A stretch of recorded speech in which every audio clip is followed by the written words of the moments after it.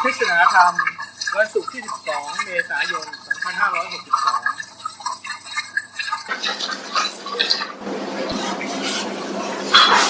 2562บ้านเขาก็ยังจะ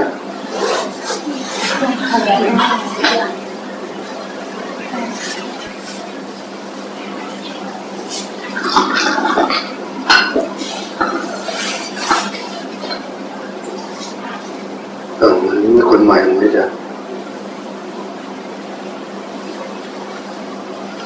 คนใหม่ไหมคะยกมือที่คนใหม่มายกมือใครที่มาได้สองคนละผู้ชายยกพานลงไปเลยครับ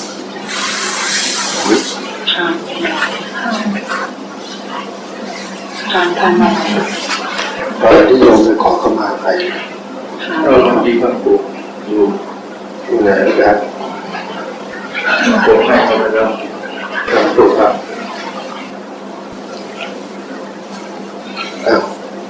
เป็นขอยืมหน่อยสิจ๊ะท่านก็ขอโยมทุกคนพนมมือด้านจิตขออาศัยพวงมาลัยนี้ที่โยมไม่มีเจตนาละอกุศลความโกรธอาฆาตพยาบาทซึ่งกันและกันแล้วท่านก็ขอเป็นตัวแทนขอเข้ามากรรมโดยพวกเราทั้งหลายหากที่มี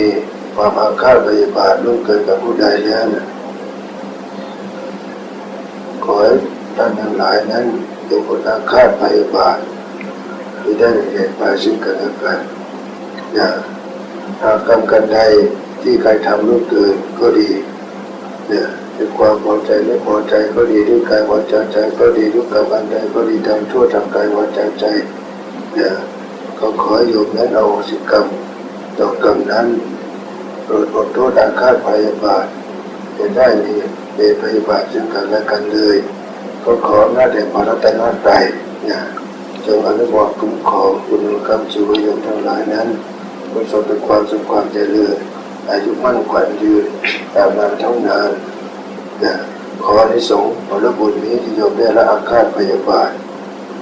อาจเป็นกุศลจิตนี้จงสำเร็จประโยชน์แด่ดวงจิตวิญญาณทั้งหลายเจ้ากรรมนายเวรผู้มีคุณไม่ว่าจะอยู่ในภพภูมิใดจงได้มาร่วมโมทนาบุญอโหสิกรรมให้ประโยชน์ทั้งหลายในการครั้งนี้ด้วยเถิดเพื่ออำนาจบุญที่โยมนั้นได้ตั้งจิตเป็นกุศลได้ละอาฆาตพยาบาทร่วมกันตรงกันขอเจริญพรสาธุ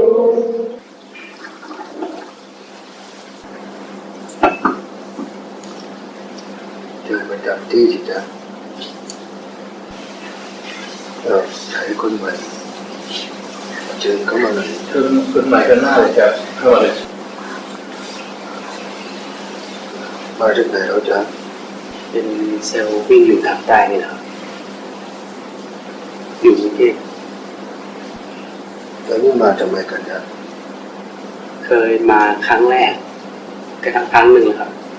แล้วก็ตั้งใจพอดีนี่หลานเราช่วงปิดเทอมนี่มาช่วยงานเรื่องอะไรตั้งใจมาที่วันนี้มาแล้วอยากได้แล้วจ๊ะอยากได้กรรมฐานครับไม่ยอมจะเอากรรมฐานไปทำอะไรจะไปปฏิบัติเพื่ออะไรจ๊ะพ้นครับหลุดพ้นครับไม่ยอมเบื่อเลยจ๊ะเนี่ยประมาณนี้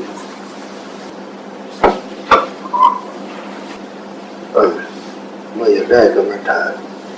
งั้นเราก็มาเจริญกรรมฐานกันสักหน่อยเราต้องเข้าใจว่ากายนี้ที่เราอาศัยก็เป็นเพียงว่ากายคำว่าอาศัยเราเรียกว่าได้ใช้ประโยชน์แล้วกายสังขารนี้มันจะเสื่อมทุกวันก็ดีมีความอ่อนล้าของกายสังขารก็ดี แต่เมื่อที่เรามีจิตใจที่ตั้งมั่นศรัทธาในพระรัตนตรัยในครูบาอาจารย์ในธรรมก็ดีสิ่งนี้มันก็จะช่วยพยุงในกายสังขารนั้นที่อ่อนล้านั้นมีกำลังพอที่จะใช้ประโยชน์นั่นก็เรียกว่าการเจริญอิทธิบาทสี่ให้มันเกิดฤทธิ์ทางใจให้เกิดความเพียรมีความมุ่งมั่นอุตสาหะในการจะปราบประหารกิเลสลดทิฏฐิมานะในตัวตนก็เอาทิฏฐิมานะตัวตนนั่นแหละเอามาปราบประหารที่การถือตัวถือตนอยู่อย่างนี้นั้นก็ควรน้อมจิตเข้าไปที่กายวาจาที่สงบแล้วใจที่ระงับแล้วกับความอาฆาตพยาบาทที่จิตนั้นจะคิดเป็นอกุศลมูลดังนั้นก็ขอให้ตั้งจิตที่เป็นกุศลอยู่นี้แผ่เมตตาจิตออกไปให้กับสรรพวิญญาณทั้งหลายให้ทุกดวงจิตดวงธรรมไม่ว่าจะอยู่ภพภูมิใดก็ตามจงได้มีส่วนร่วมในผลบุญกุศลนี้ได้มาโมทนาบุญกุศลที่ข้าพเจ้าจะเจริญพระกรรมฐานให้เข้าถึงในทานศีลภาวนาเพื่อเข้าถึงตัวปัญญาโดยวิมุตติญาณวิปัสสนาญาณให้เข้าถึงแจ้งในภัยแห่งวัฏฏะแห่งการเกิดว่าเป็นทุกข์เพียงใดก็ให้เรานั้นตั้งจิตนั้นอธิษฐานผลบุญในขณะนี้การที่เราอธิษฐานบุญกุศลออกไปนี้เพื่อให้จิตเรานั้นเกาะเกี่ยวกับบุญที่เราได้กระทำก็ดีได้ผ่านมาแล้วก็ดีจะเป็นทานก็ดีปล่อยนกปล่อยปลาก็ดีทำสังฆทานก็ดีเคยบวชเนคขมมะก็ดีในการใดก็ดีที่เป็นกุศลแล้วที่ไม่เบียดเบียนผู้อื่นแล้วไม่เบียดเบียนตนก็เรียกว่าเป็นกุศลนั้นเมื่อเราระลึกได้ขอให้บุญทั้งหลายที่ข้าพเจ้าได้ทำมาจงมาหล่อหลอมรวมกันให้เป็นหนึ่งให้เข้าถึงความเป็นเอกตาในบุญกุศลนั้นและตั้งจิตกุศลผลบุญอุทิศแผ่ไปให้ไปยังผู้มีคุณบิดามารดาปู่ย่าตายายบรรพชนวีรชนทั้งหลายที่เคยมีคุณกับเราต่อชาติบ้านเมืองเราแต่ดินสยามที่ปกปักรักษากอบกู้เอกราชผืนแผ่นดินไทยก็ดีพระมหากษัตริย์บูรพาจารย์ทั้งหลายที่เกี่ยวข้องกับข้าพเจ้าขอให้ผลบุญกุศลนี้จงนำให้ท่านทั้งหลายผู้มีคุณนั้นจงมีความสุขความเจริญและสรรพสัตว์ทั้งหลายที่มีเป็นภัยที่ยังตกทุกข์ได้ยากขอบุญกุศลนี้จะหนุนนำให้เขานั้นพ้นจากทุกข์ภัยทั้งหลายทั้งปวงอย่าได้มีเวรอาฆาตพยาบาทมาร้ายซึ่งกันและกันจงตราบที่ข้าพเจ้านั้นจะเข้าถึงมรรคผลแห่งการหลุดพ้นแห่งภายในวัฏฏะนี้พร้อมนาจบุญกุศลแห่งพระรัตนตรัยจงชี้นำทางแสงสว่างดวงปัญญาดวงธรรมให้ข้าพเจ้าจงบอกเกิดสติปัญญาตั้งมั่นในความเพียรให้เข้าถึงฌานวิถีให้เข้าถึงญาณถึงเข้าถึงปัญญาวิมุตติหลุดพ้นให้แตกฉานในธรรมแตกฉานในการสังขารนี้ให้พิจารณาอธิษฐานไปและน้อมจิตสู่ในกายนี้กำหนดลมเข้าในความสงบนี้เราก็กำหนดลมเบาๆเพราะลมมันสงบอยู่แล้วที่เรากำหนดก็เพื่อให้รู้ลมนั่นแหละไอ้ตัวรู้ลมนี่แหละก็เรียกตัวสติตัวระลึกได้ก็เรียกสัมปชัญญะที่ทำให้มันเกิดขึ้นรู้ตัวทั่วพร้อมรู้อยู่ในกายวาจาใจ นี่เรียกว่าศีลก็บังเกิดเมื่อใจเราตั้งมั่นเป็นปกติดีแล้วนะก็เป็นบ่อเกิดแห่งอริยชนนะที่จะประกอบคุณงามความดีให้เกิดขึ้นนะเรากำหนดรู้ลมเข้าเราออกก็รู้ขอให้กำหนดรู้และลึกรู้จิตของเรานี้ที่พักของจิตอยู่ที่กลางหรือสติในกายของเราก็ดีทำความรู้สึกอย่างนั้นให้จิตนั้นที่เราวางไว้มันสงบนิ่งให้เป็นอารมณ์เดียวก็อาศัยลมในท้องนั่นแหละเอาไปเจริญภาวนาจิต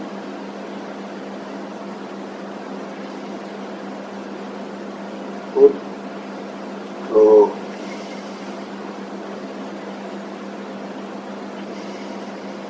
นี่เรากำหนด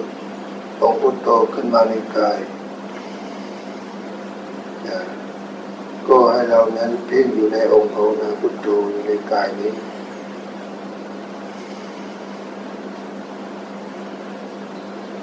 ให้เป็นอารมณ์เดียว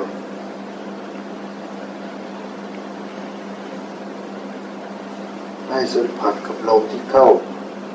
ผ่านโพรงจมูกและองค์บริกรรมองค์ภาวนาของเราหากกายสังขารที่มันอ่อนล้าจากการงานก็ดีก็ให้ผ่อนกายสังขารลงมาทำกายนั้นให้สบายอย่าได้ไปยึดว่าท่าทางกับเรานั้นว่ามันสวยไม่งามลานฝึกจิตฝึกสมาธินั้นเอาความพอใจของจิตนั้นให้สบายหากกายสังขารนั้นมันมีความอ่อนล้าเราก็จะได้ไปฝืนก็ผ่อนกายลงมาทำกายนั้นให้สบายเมื่อกายมันสบายแล้วจิตเราก็สบายแล้วนั่นแหละมันก็จะเกิดความพอใจบอกแล้วว่าการอบรมของจิตฝึกอินทรีย์เรียกการเจริญอิทธิบาทสี่ก็ให้เราเพ่งดูแต่องค์ภาวนาของเรานั้นเพื่อให้จิตมันตื่นรู้เพื่อให้เข้าถึงในให้ตัวถึงก็เตือนพุทโธเราจะรู้ได้ยังไงว่าพุทโธเราตื่นนั่นก็ต่อเมื่อที่เรานั้นบริกรรมลงไปภาวนาจิตลงไปว่าพุทโธเข้าและออกทุกขณะจิตนั้นจนพุทโธดับนั่นก็เรียกว่านิโรธก็บังเกิดในขณะที่พุทโธดับแล้วการเราเข้าถึงพุทโธผู้รู้ผู้ตื่นผู้ควานแล้วความสว่างในกายก็จะบังเกิดขึ้นจิตนั้นย่อมมีกำลังตั้งมั่นก็ให้ยกจิตขึ้นมากลางหน้าผากของเราก็ค่อยๆทำไป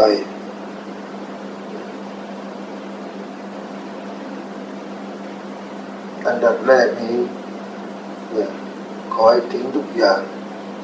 ไม่ว่าจะมาสายไหนก็ตามให้ทำอยู่แต่ตัว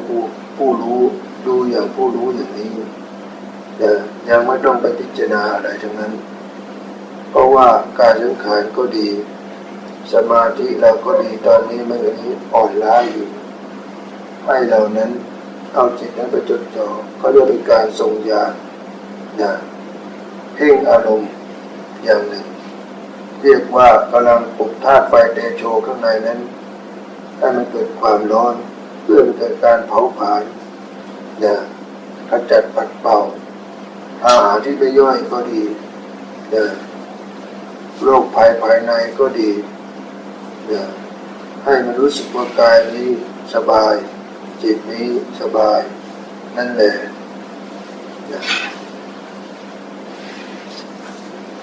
นั่นก็เพ่งพิจารณาดูไปอย่างนั้นหากว่าสติมันบังเกิดต่อองค์ภาวนามีความง่วงเข้ามาแล้ว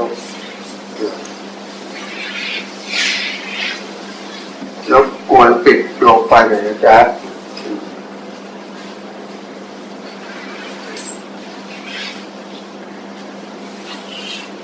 แม้ว่าเสียงอันใดก็ตามที่ได้ยินได้ฟังก็สามารถจะเป็นเสียงก็ขอให้วางไว้นะระลึกถึงจิตเข้ามาอยู่ที่องค์ภาวนาว่าพุทโธอยู่อย่างนี้แม้ความง่วงความหมดหูความเศร้าหมองในจิตนั้นจะมีอารมณ์เข้ามากระทบก็ดีมันก็เป็นเพียงอารมณ์อ่อนๆก็ให้ดึงกำหนดรู้ที่ลมหายใจรู้อยู่ในศูนย์กลางกายว่าพุทโธอยู่อย่างนั้นอารมณ์อื่นอารมณ์ใดจะได้สนใจที่วางอุเบกขาทำไว้อยู่ในกายนี้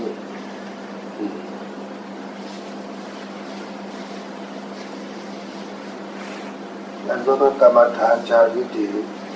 ก็คืออารมณ์เหล่าใดก็ตามที่เราไปรู้แล้วมันทำให้จิตนั้นเรานั้นสลดสละละอารมณ์คลายจากความกำหนัดก็ดี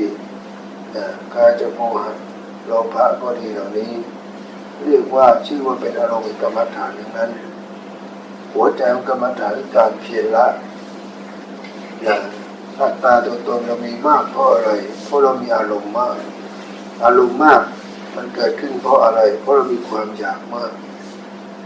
ความอยากมันเกิดขึ้นเพราะอะไรนี่แหละ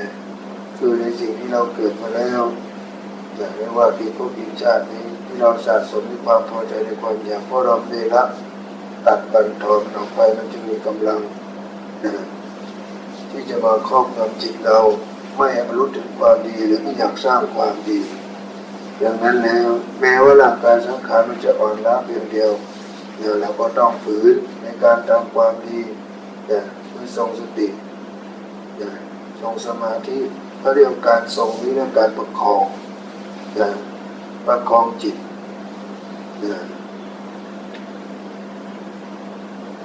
ให้มันเข้าถึงเป้าหมายที่เรานั้นปรารถนาไว้ดังนั้นกายสังขารมันอ่อนล้าก็ให้ผ่อนกายสังขารลงมาพอเรามีกำลังแล้วก็เหมือนต้นไม้ใบหญ้าได้น้ำค้างมันก็จะชูชันขึ้นมาสติก็ย่อมตั้งมั่นตามขึ้นมาอย่างนั้นอย่างนั้นในขณะนี้เนี่ยก็ให้ดูแต่สภาวะอารมณ์ของจิตก็เอาความสงบที่มีอยู่นี้ส่งไว้แล้วมีองค์ภาวนากำกับไปเพื่อไม่ให้จิตนั้นตกผวังค์จิตมันว่างเกินไปมันก็จะมีความง่วงพอดีเข้ามาสิงสู่ดังนั้นการที่เราบริหารภาวนาจิตนี้เรียกว่าเป็นการงานอย่างหนึ่งเพื่อจิตนั้นมันตื่นรู้แต่องค์ภาวนานี่แหละเรียกว่าตัวสติตัวระลึกได้หากมันพลาดพลั้งกับองค์ภาวนาก็ให้ตั้งใจอยู่ที่ลมและระลึกรู้ใหม่อยู่อย่างนี้ให้เห็นว่าจิตเหล่านั้นมันมีการเกิดขึ้นตั้งอยู่ดับไปอยู่อย่างนั้นคือสภาวะความไม่เที่ยงสภาวะความไม่เที่ยงทั้งหลายจึงเรียกว่าทุกข์จิตที่เราส่งออกไปภายนอกนั่นแหละเรียกว่าสมุทัยดังนั้นความคิดต่างๆทั้งปวงก็ดีหากเราส่งไปภายนอกนั่นแหละจึงเรียกว่าเป็นทุกข์เป็นเหตุแห่งทุกข์ดังนั้นควรเข้าสู่กับความสงบเข้ามาอยู่ในกายจะได้เรียกว่าเป็นวิหารแห่งธรรมเมื่อเรานั้นไม่ส่งจิตไปภายนอกแล้วทุกข์ภายนอกมันก็จะเข้ามาไม่ได้อบายภูมิก็ถูกปิดลงก็จะเห็นอกุศลมูลและกุศลภายในจิตของเราที่เกิดขึ้นในอดีตแห่งกรรมที่เราได้กระทำไว้นั่นแหละเป็นการที่มาการสะสางมาพิพากษามาพิจารณาให้ลดละอารมณ์ตัวตนก็ดีโทสะก็ดีโมหะก็ดีโลภะก็ดีเรียกว่าไฟสามกองที่มันคอยเผาไหม้เรามาเป็นอดีตชาติแล้วที่เราไม่สามารถถอนจากกระบวนการของเครื่องเศร้าหมองเหล่านี้ออกไปได้ดังนั้นความเศร้าหมองถูกใจอันใดแล้วที่ใครทำให้เราก็ดีที่เราไม่ทำให้ใครก็ดีที่อยากจะเกิดก็ดีที่ยังไม่เกิดก็ดีนี้ขอให้เราทั้งหลายนี้จงละวางอารมณ์ไว้ ให้เป็นอุเบกขาธรรมคือการวางเฉยให้อโหสิกรรมต่อบุคคลทั้งหลายและแม้กระทั่งตัวเราเองก็ควรให้อภัยและตั้งใจเริ่มใหม่ที่จะสร้างความดีเพื่อละความชั่วในดวงจิตดวงใจดังนั้นจงเพ่งมองดูจิตของเราเองให้สว่างไสวคำว่าสว่างไสวเป็นยังไงการว่าจิตตื่นรู้นี่แหละก็เรียกจะทำให้มันสว่างคำว่าไสวคือมีไฟประกายขึ้นมาคือดวงปัญญาให้เห็นโทษเห็นไปในวัฏฏะแห่งการเกิดเห็นทุกข์ว่าทุกที่เราเกิดมาอยู่นี้มันมีทุกข์มากมีสุขน้อยอย่างไรในอัตภาพในกายสังขารที่จะเราไปหลงไปถือไปยึดไปติดว่าสวยว่างามเหล่านี้ที่เราไปหลงนี่ก็เรียกว่าให้เรามาละอารมณ์ในขันธ์ห้าคือละรูปก็เป็นขันธ์อย่างหนึ่งเป็นกองทุกข์อย่างหนึ่งเมื่อเราละรูปพิจารณาเห็นว่ารูปนี้กายนี้ก็สักแต่ว่าเป็นกายเป็นรูปเป็นกายสังขารประกอบด้วยธาตุน้ำทั้งสี่ดินน้ำไฟลมที่ประกอบธาตุขันธ์ขึ้นมาเมื่อธาตุดินน้ำไฟลมประกอบธาตุขันธ์กันไม่ได้เสียแล้วกายสังขารตรงนี้ก็เหมือนต้นไม้ต้นปืนหาค่าอะไรไม่ได้แต่ในขณะนี้ที่ดินน้ำไฟลมที่มันยังประกอบกันสังขารได้อยู่นี่แหละก็ควรใช้ประโยชน์ให้เกิดกับประโยชน์จิตวิญญาณให้เรามากๆเมื่อได้ประโยชน์แล้วก็ประโยชน์ทั้งหลายที่เกิดขึ้นนี้นำไปใช้ประโยชน์ให้เกิดปัญญาไปพิจารณาให้เห็นต้นภายในวัฏฏะคือทุกข์ขณะนี้ถ้าทุกข์ยังไม่เกิดขึ้นเราก็วางเฉยดูทรงกำลังสมาธิให้มันตั้งมั่นอยู่บ่อยๆเพราะเมื่อวันทุกข์เวทนามันเกิดขึ้นในกายอารมณ์ที่เราเพ่งภาวนาอย่างนี้ทรงฌานอย่างนี้เมื่อทุกข์มันเกิดนั่นแหละสติที่เราเท่าทันในทุกข์ในเวทนาที่เกิดนั้นมันก็จะไปข่มเรียกว่าอารมณ์ที่เกิดขึ้นเมื่อมันจะเกิดขึ้นแล้วในขณะที่เรานั้นเจริญภาวนาจิตอยู่มันก็จะเกิดขันติธรรมขึ้นมามันก็ยังบึกข่มอารมณ์นั้นได้จะได้ไม่เป็นอุปสรรคต่อการเจริญโลกธรรมให้เกิดขึ้นดังนั้นแล้วอย่าได้ไปสนใจในทุกในเวทนาว่ามันจะเกิดขึ้นตอนไหนเมื่อไหร่มันเป็นธรรมดาของกายสังขารที่มันต้องมีเวทนาที่มันต้องเกิดขึ้นและเมื่อเราที่เกิดขึ้นแล้วตั้งอยู่แล้วไม่นานมันย่อมดับไปเป็นธรรมดาเมื่อดับมันก็เกิดขึ้นมาใหม่อย่างนี้การดับครั้งแรกเมื่อดับครั้งที่สองดับครั้งต่อไปกำลังของเวทนามันก็จะลดน้อยลงลดน้อยลงครั้งแรกนั้นเราต้องมีขันติธรรมมีกำลังใจให้เข้าถึงมีความเชื่อความศรัทธาในพระรัตนตรัยว่าเรานั้นมันน้อมจิตน้อมกายวาจาใจเพื่อเข้าถึงในการประพฤติปฏิบัติภาคเพียรไปเพื่ออะไรก็เพื่อเห็นทางที่จะออกจากทุกข์เมื่อเรามีความปรารถนาที่จะออกจากทุกข์เสียแล้วมันก็เป็นการดีนั่นก็เรียกเป็นกำลังเป็นบารมีอย่างหนึ่งเรียกว่ากำลังใจที่จะต่อสู้ต่อกรฝ่าประหารกิเลสในอกุศลมูลที่เป็นรากเหง้าให้เรานั้นได้เกิดเป็นภพเป็นชาติอยู่อย่างนี้ที่ไม่สามารถถอดถอนมันออกมาได้เพราะเรามันกลัวความเจ็บความตายกลัวความพัดพรากเหล่านี้ให้ตัดออกไปเสียจากอารมณ์ของจิตซะให้เหลือแต่จิตที่เบิกบานพอใจในการทำความเพียรยินดีในอารมณ์ในขณะปัจจุบันนี้ขอให้ตัดอารมณ์ทั้งหลายทั้งปวงในอดีตและอนาคตที่ยังมาไม่ถึงก็เรียกว่าวางเฉยเป็นอุเบกขาธรรมดูพิจารณาดูไปข้อสำคัญให้กำหนดรู้ที่ลมกับองค์ภาวนาอย่าได้ขาดหายไปถ้าขาดหายไปเมื่อไหร่นิวรณ์ที่เป็นข้าศึกต่อพรหมจรรย์มันก็จะเข้ามาแทรกมาครอบงำให้จิตเหล่านั้นมีความเคลิ้มเคลิ้มหมดหูที่จะหลงเป็นท่าของมันอยู่ตลอดเวลาดังนั้นการจะตื่นรู้ก็ต้องรู้อยู่ในกายอยู่ที่ลมหายใจและมีองค์ภาวนากำกับจิตองค์ภาวนานี้จะเป็นตัวระลึกตัวเตือนสติตัวดึงสติดึงอารมณ์ให้ตื่นอยู่ตลอดเวลาเมื่อจิตโยมตื่นอย่างต่อเนื่องแล้ว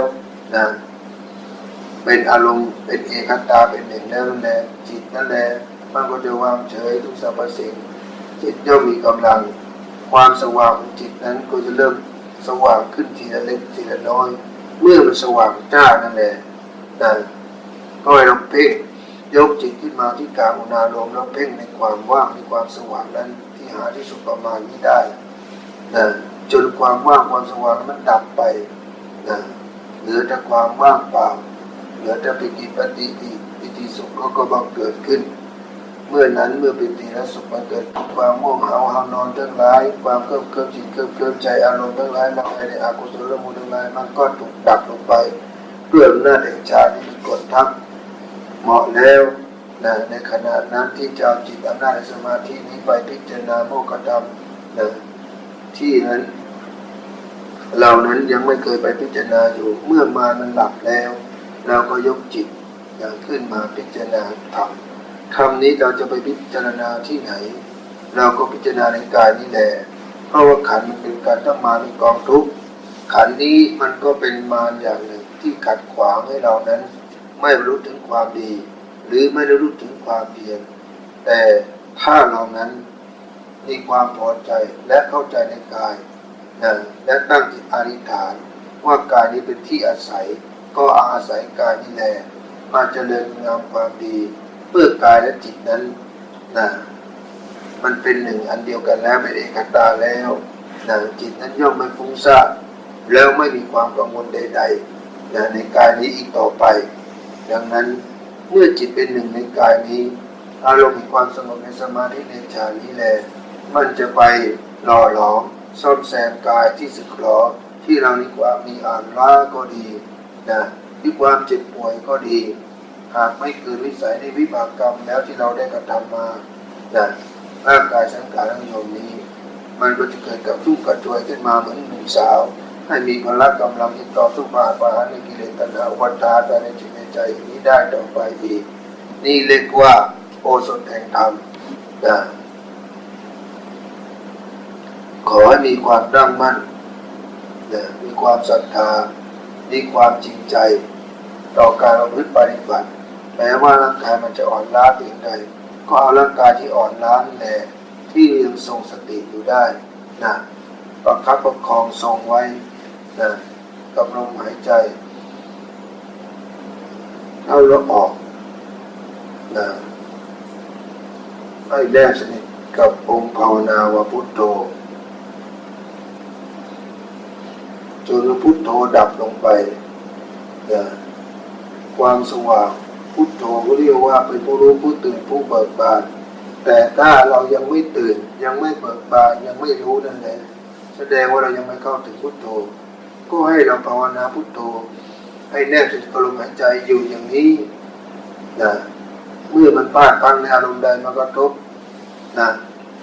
ให้สติเหล่านั้นให้พลาดพลั้งกับลมหายใจกับองค์ภาวนาก็ดีก็ให้ดึงสติเข้ามาใหม่อยู่อย่างนี้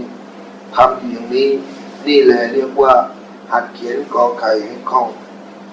ตัวต่อไปอย่าได้ไปสนใจมัน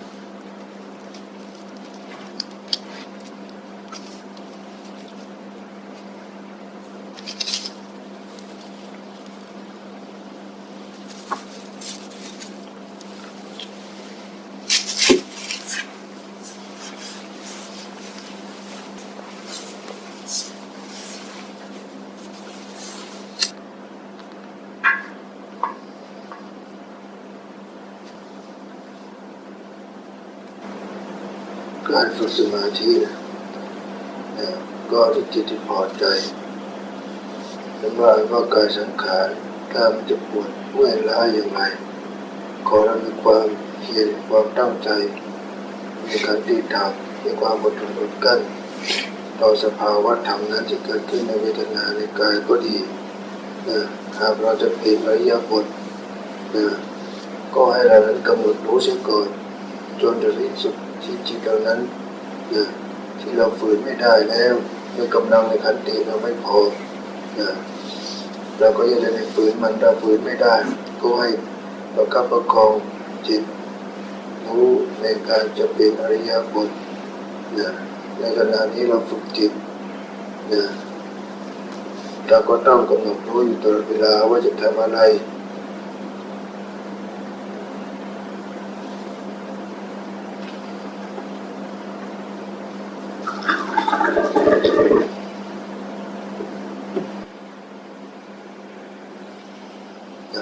ค่อยๆถอนจิตออกมา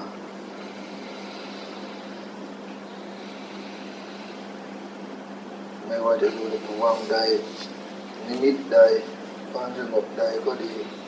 อย่าได้ไปสนใจมันอย่าไปติดอยู่ในความสงบอย่าไปติดอยู่สมาธิอย่าไปหลงในนิมิตทั้งหลาย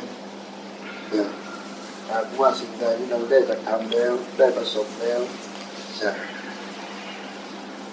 เมื่อเราจะเจริญอีกมันก็จะทำได้อีก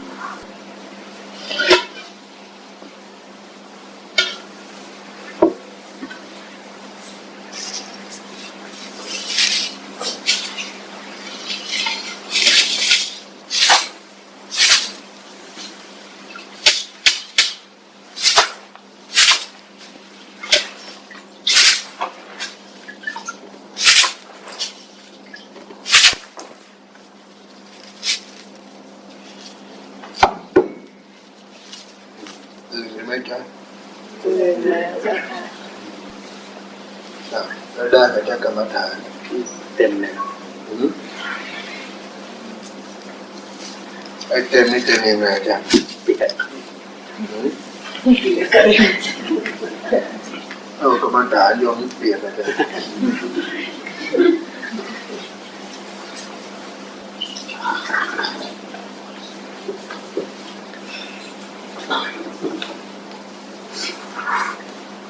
เราเจอด้วยกรรมฐานก็เพื่อรู้อาการของจิต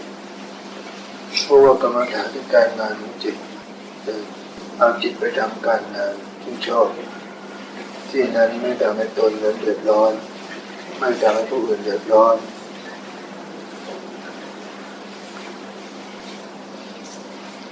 ถามก็เลยจะประสบสิ่งอะไรเลยสุดสิ่งนี่นะจ๊ะจิตก็ลงมามันก็เย็นดีแล้วนี่แต่พอร้อนก็บอกว่าร้อน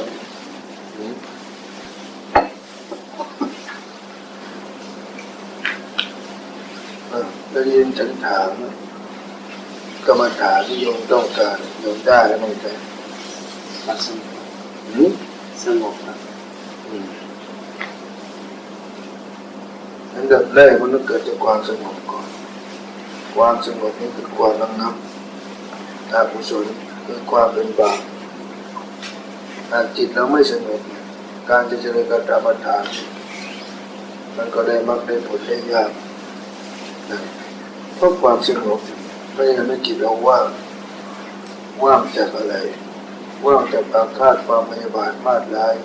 เรียกว่าจิตที่สงบแล้วจะไม่ส่งจิตออกไปภายนอกที่เป็นสาเหตุเป็นสมุทัยเป็นทุกข์แต่ถามว่า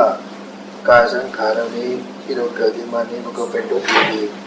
แต่ในขณะนั้นจิตเรียกว่าเราวางเฉยเขาเรียกว่าสำรวมกายวาจาใจให้มันเป็นปกติเมื่อมันเป็นปกตินี้แล้วมันก็จะบังเกิดศีลนั้นกรรมฐานขาดจากศีลไม่ได้เลยเพราะถ้าขาดจากศีลแล้วธรรมก็บังเกิดไม่ได้ไม่ว่าเรานั้นจะทำผิดศีลละเมิดศีลล่วงเกินศีลโดยทางใดทางหนึ่งตั้งใจไม่ตั้งใจก็ดีแล้วเมื่อเราจะได้พระกรรมฐานแล้วในขณะใดที่เรามีโอกาสขอให้เราตั้งใจใหม่ตั้งใจที่จะประคับประคอง ตั้งใจที่จะรวมกายวาจาให้เกิดความสงบแบบนี้แล้วแม่ชีจะได้กรรมฐานไหมจ๊ะจะเป็นทุกข์ก็ที่เห็นเป็นทุกข์ก็ต้องเห็นที่จริงว่าทุกข์มันมีอยู่จริงอยู่ในกายนี้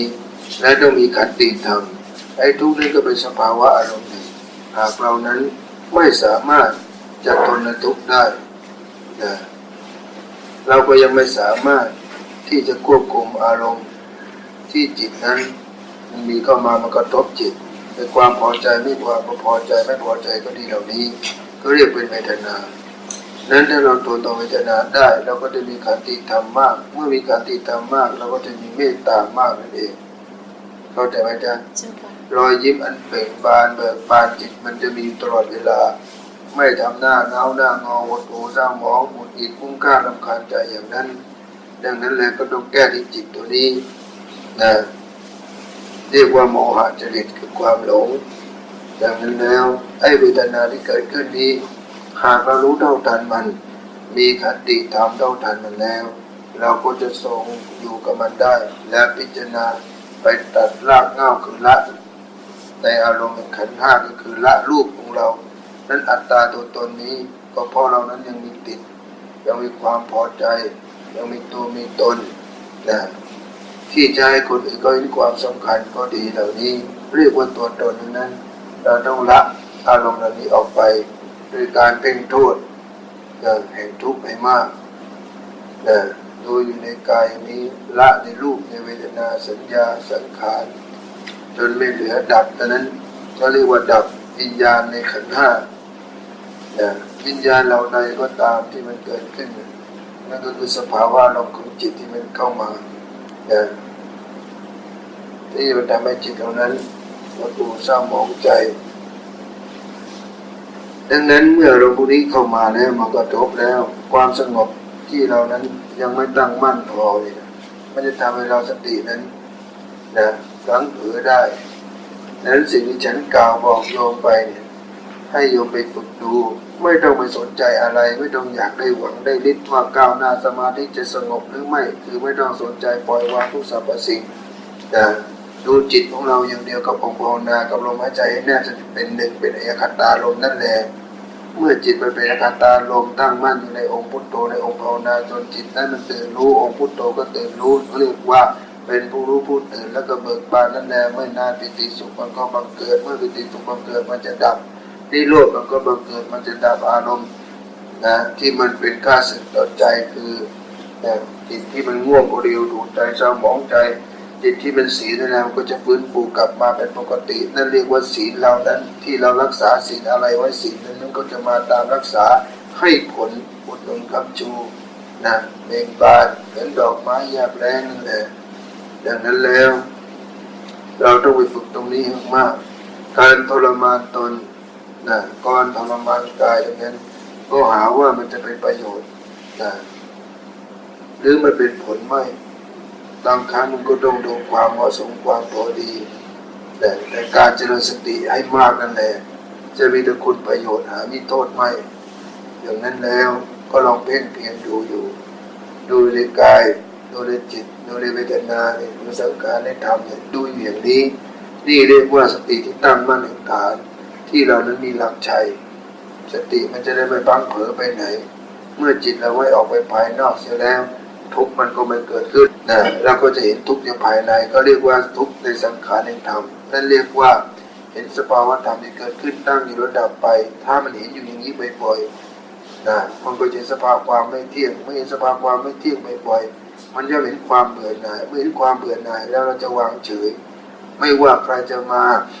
ว่ากล่าวติเตียนอะไรเราแล้วเราจะไม่สนใจเลยเพราะว่าเราจะเห็นแต่ทุกข์อย่างเดียวเมื่อเห็นแต่ทุกข์อย่างเดียวแล้วก็จะเกิดความเมตตาต่อสรรพสัตว์ทั้งหลายว่าทุกคนก็มีทุกข์อย่างเราอยากจะออกพ้นทุกข์เหมือนเราอย่างเช่นนี้แล้วก็อยากจะสงเคราะห์คนอื่นเขาเมื่อเราจะสงเคราะห์คนอื่นเขาแล้วเราต้องมาสงเคราะห์ตัวเองช่วยเหลือตัวเองให้ได้สักก่อนเราถึงจะไปสงเคราะห์ช่วยเหลือคนอื่นเขาได้แบบนี้เขาเรียกว่าเจริญเมตตาจิตเมตตาธรรมก็จะบังเกิดขึ้นจะได้ทำให้เรานั้น มีใบหน้าที่เบิกบานแจ่มใสอิ่มเอิบอยู่ตลอดเวลาเป็นที่รักของสรรพสัตว์ดวงจิตวิญญาณและมนุษย์ทั้งหลายมนุษย์ทั้งหลายเหล่านี้ดังนั้นก็ลองไปพิจารณาอย่างที่ฉันกล่าวอย่างที่ฉันบอกคือไม่ต้องสนใจอะไรไม่ต้องไปพิจารณาอะไรอันดับแรกในการที่จะเข้าสมาธิจะเจริญพระกรรมฐานเพราะการไปคิดก็ดีไปปรุงแต่งก็ดีจะทำให้จิตเราวุ่นวายสับสนโอลหม่านไปหมดนั้นเราต้องวางดับความคิดไปเสียก่อนเอาองค์พุทโธองค์ภาวนานี้มากำจัดจิตและอาศัยลมหายใจที่เรามีอยู่แล้วนี่แหละคือลมพระนิพพานลมเกิดลมตายของเรานี้เอามาเป็นผู้กำหนดรู้เป็นผู้รู้เป็นผู้เตือนสติเป็นผู้ดึงจิตวิญญาณแห่งธรรมเข้ามาสู่ในกายตนอยู่อย่างนี้เมื่อจิตและกายเป็นเอกตาเป็นหนึ่งแล้วนั่นแหละเขาเรียกว่าเวทนาธรรมก็บังเกิดอย่างนี้เมื่อดับความคิดได้อารมณ์มันก็ดับเมื่ออารมณ์มันดับแล้วสัญญาความจำมั่นหมายทั้งหลายทั้งปวงมันก็ดับแต่ที่มันดับนี้มันแค่เป็นอารมณ์ที่เราได้ไปทรงฌานข่มอารมณ์อยู่แต่เราอารมณ์ที่มันไม่มุ่งบ้านของการใจที่เป็นจิตที่เป็นอารมณ์ที่เป็นกุศลนี่แหละเพื่อเป็นต้นทุนเปิดทาง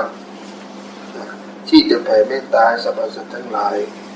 เพื่อระลึกอธิษฐานบุญที่เราได้กระทำมาสะสมมานี่กรรมบารมีทั้ง10นี้ให้มาเต็มหนุนคำชู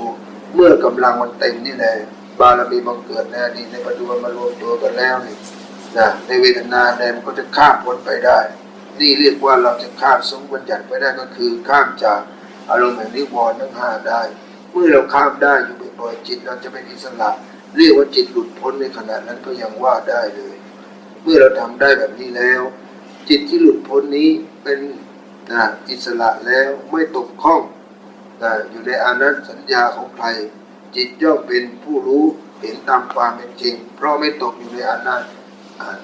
อารมณ์ใดกระแสใดของกิเลสตัวใดเข้ามาปกคุมมาปรุงแต่งได้ในขณะนั้นเมื่อเราทำตัวนี้รวดและข้ามสมบัญญัติไปอยู่บ่อยๆนี่แหละเรียกว่าผู้นั้นกำลังเข้าสู่การย่นระยะทางแห่งกรรมเข้าใจไหมจ๊ะแล้วจิตของโยมจะเป็นฤทธิ์เราไม่ได้ฝึกให้จิตเป็นฤทธิ์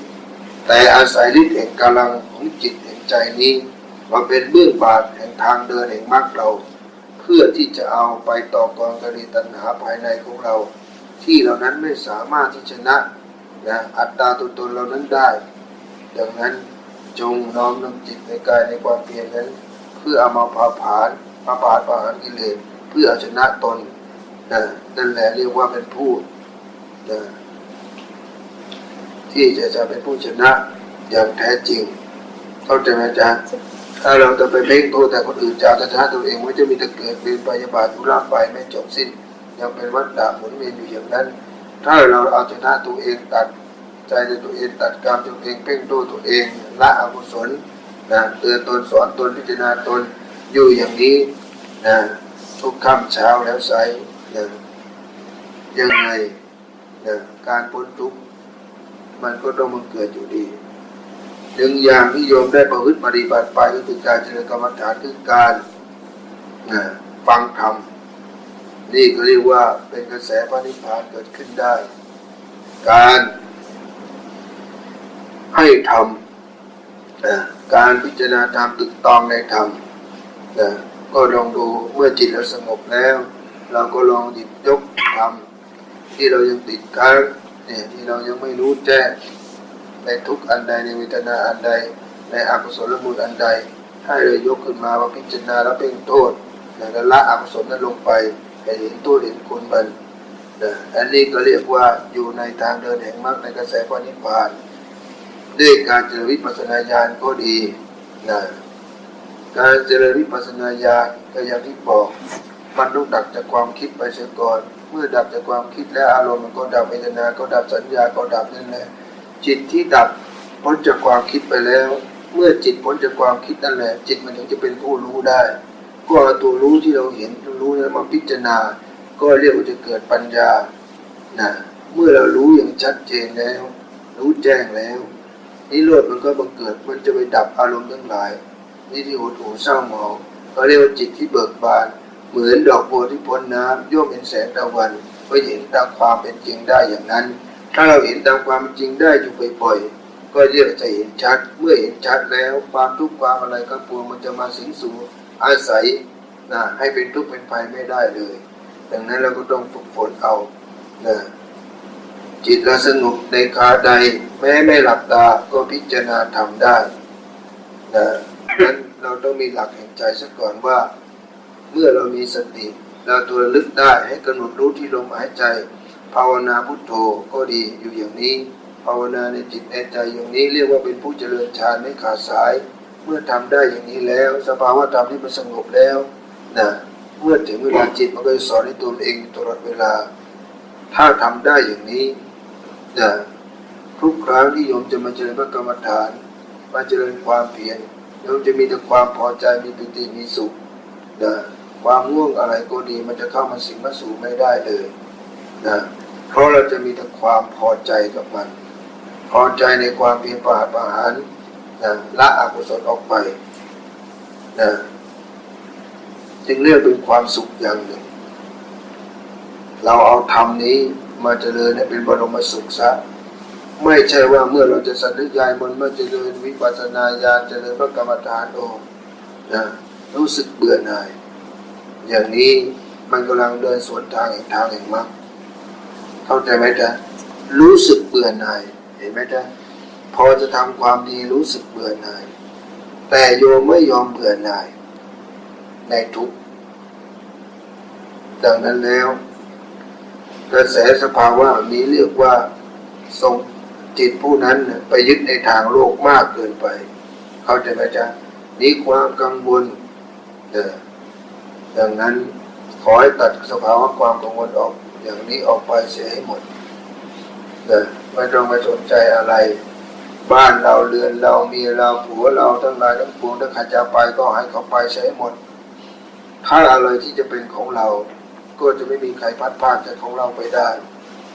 จะอยู่จนกว่าเรานั้นจะพอใจนั่นเองแต่ถ้าไม่ใช่ของเราก็ดีแม้โยมจะมีตู้นิรภัยเก็บมันให้อย่างดีมันก็ไม่สามารถเก็บไว้ได้มันก็ต้องอนัตตาหายไปดังนั้นแล้วขอให้ปล่อยวางทุกสรรพสิ่งเมื่อเราจะเจริญกุศลเจริญบารมีให้เกิดขึ้นแล้วโอกาสที่เราจะทำมันมีน้อยโอกาสที่เรานั้นจะไม่ได้ทำนั้นมันมีมากดังนั้นเมื่อมันมีน้อยก็ควรทำให้มากมีน้อยควรทำให้มากก็ด้วยการลงทุนด้วยกายวาจาใจนี่แหละเรียกว่าเป็นทรัพย์ภายในมีค่าอันนั้นมากกว่าทรัพย์ภายนอกที่เราหามาได้ที่ทรัพย์ภายนอกที่เราหามาได้มันก็เป็นแค่ทานแต่ทรัพย์ภายในนั่นแหละมันเป็นอริยทรัพย์ภายในมันเหนือกว่าทานมันเรียกว่าเป็นบารมีดังนั้นอันว่ากรรมฐานฉันก็ให้ไปแล้วก็ลองไปพิจารณาไปฝึกดูอย่างง่ายๆอย่าทำให้มันยากอย่าทำให้มันยุ่งยากทำให้มันง่ายๆเมื่อมันง่ายๆแล้วโยมก็จะเข้าใจง่ายเมื่อโยมเข้าใจเอาตัวเข้าใจนั่นแหละตัวรู้นั่นแหละไปฝึกฝนเอาจริตเราชอบแบบไหนจะภาวนาก็ดีจะดูนิมิตก็ดีจะเห็นพระราบนิมิตอะไรก็ดีในกายก็ดีลงในพิจารณาในอสุภกรรมฐานก็ดีจะกำหนดแสงสีอะไรก็ดีกำหนดได้ก็ดีจะกำหนดความว่างเปล่าก็ดีจะเพ่งกสิณด้วยไฟก็ดีสิ่งเหล่านี้เรียกว่าเป็นอำนาจแห่งฌานเป็นอุบายให้จิตเราเข้าถึงความสงบเข้าถึงปัญญาได้ทั้งนั้นบางคนไม่ภาวนาพุทโธบางคนภาวนาอย่างอื่นก็ได้ทั้งนั้นแต่พุทโธนี้เรียกว่าสั้นที่สุดแล้วก็จะไม่ได้ก็ลองไปทำดูใครมีสภาวะธรรมอันใดเนี่ยที่ไม่เข้าใจอะไรไปบ้างไหมจ๊ะวันนี้ยังไม่ได้โมทนาเลยนี่ฉันก็โมทนาด้วยนะจ๊ะนี่โยมเอากายสังขารไปช่วยกันปราบอาหารวัชพืชเป็นไงจ๊ะหมดแรงไหมจ๊ะโยมจะหมดแรงไงก็ตามทีเนี่ยมันก็เป็นกิเลสอย่างหนึ่ง แต่ขออย่าได้หมดใจในการสร้างความดีเข้าใจไหมจ๊ะบางคนไม่เคยทำเลยไม่เคยจับอาวุธจับจอบจับเสียมเลยนะพอมาที่นี่ได้ทำรู้สึกมีความสุขหลับสบายนะดีไหมจ๊ะเมื่อโยมได้หลับสบายนะที่เราจะโยมจะได้มีกำลังเพราะถ้าโยมไม่หลับนี่ความคิดนี่ความฟุ้งซ่านนะพูดกันไม่หยุดเลยเข้าใจไหมจ๊ะไปออกกำลังให้มันร่างกายมันหมดกำลังซะบ้างนะกิเลสตัณหามันจะได้ลดน้อยลงความถือตัวถือตนเนี่ยไอ้เย่อหยิ่งต้องหองเนี่ยมันจะได้เบาบางแต่ถามว่าหมดไปไม่มีทางเพราะว่ามันเป็นวาสนานะนั่นเป็นโลโก้ของตัวเองนะว่ากูเป็นอย่างนี้แล้วมึงจำกูได้อย่างอื่นมึงจำกูไม่ได้ต้องจำกูอย่างนี้จำกูในสภาพอย่างนี้ดังนั้นเลยถึงได้บอกว่าแม้ในพื้นที่จะมีเป็นหมื่นไร่ร้อยไร่พันไร่ก็ตามแต่ก็ยังสู้ความสามัคคีไม่ได้ธรรมดากิเลสตัณหาก็เหมือนกันเราทำทีเล็กทีน้อยนะสามัคคีกันเพ่งดูมันอยู่อย่างนั้นเพียรเผามันอยู่อย่างนั้นนะไม่นานมันก็ลากเกี่ยนเตียนไปก็จะใช้ประโยชน์ในสถานที่อย่างนั้นได้นะแต่จริงก็ต้องขอโมทนาทุกคนไม่ใช่บอกว่าโอ้ฉันจะทำมากไอ้คนนั้นทำน้อยฉันถามนี่ว่าเหมือนกับอาหารเหมือนกับการเจริญกุศลภาวนาเนี่ยโยมทำมากโยมก็ได้มากไอ้คนทำน้อยจะไปเอาที่โยมทำมากได้ไหมจ๊ะแต่ถามว่าไม่ว่าคนจะทำน้อยทำมากมันก็ได้ทำเข้าใจไหมจ๊ะแล้วมองภาพรวมแล้วเนี่ยมันก็ได้ประโยชน์ดังนั้นก็เหมือนการประพฤติปฏิบัติธรรมว่าเราทำมากคนนั้นทำน้อยเราอย่าไปตำหนิติเนียนเขาเรานั่งมาลืมตามาเห็นเขาก็นั่งหลับเราก็อย่าไปตำหนิติเนียนเขาเพราะว่ากำลังแห่งบารมีกุศลนะทางความสัตย์ซื่อความศรัทธาในความเพียรมันมีไม่เท่ากันเข้าใจไหมจ๊ะดังนั้นแล้วเนี่ยก็ขอให้น้อมจิตเข้ามาดูในการประพฤติปฏิบัติของตัวเราเองนะใครจะทำอะไรไม่ทำอะไรนะก็ขอให้วางไว้มนก็ดีนะถ้าว่าเราพร้อมแล้วถึงเวลาแล้วเราก็สวดไม่ต้องไปรอใครแล้วเข้าใจไหมจ๊ะอย่าให้เทพเทวดาเขารอนานเมื่อเรากำหนดตอนไหนเมื่อ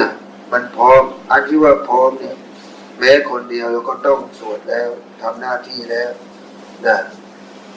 ไม่ใช่ว่าต้องรอคนให้ครบก็ไม่ต้องสวดไม่ต้องทำอะไรกันมาดีนะก็เหมือนนิยมจะไปประพฤติปฏิบัติไปช่วยกันถากถางก็ดีไม่ใช่ว่าต้องรอคนให้ครบเท่านั้นเท่านี้มาในวิหารมีอยู่50มี100คนก็ต้องมา100คนให้ครบถึงจะทำกันได้เข้าใจไหมจ๊ะสิ่งทั้งหลายทั้งปวงที่ว่านี้มันอยู่ที่ความศรัทธาแม้คนเดียวโยมศรัทธาโยมก็ไปทำโยมก็ได้เข้าใจไหมจ๊ะไม่ใช่โอ้เดี๋ยวจะไม่ทำไม่เอาเดี๋ยวคนอื่นไม่ได้ทำ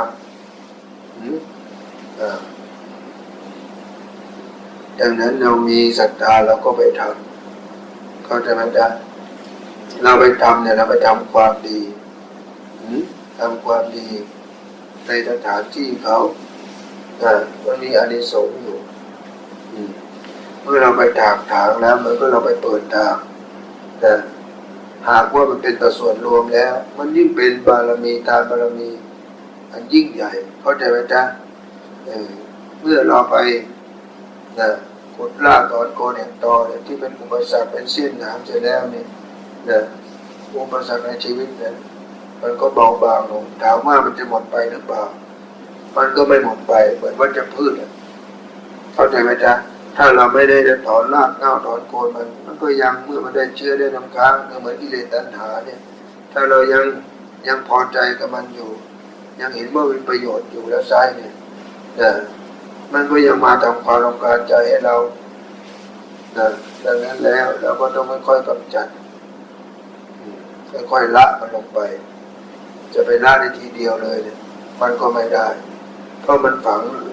ลากลึกมาเนินนานแล้วนั้นก็ต้องค่อยๆทำความคุ้นเคยกับมันเสียก่อน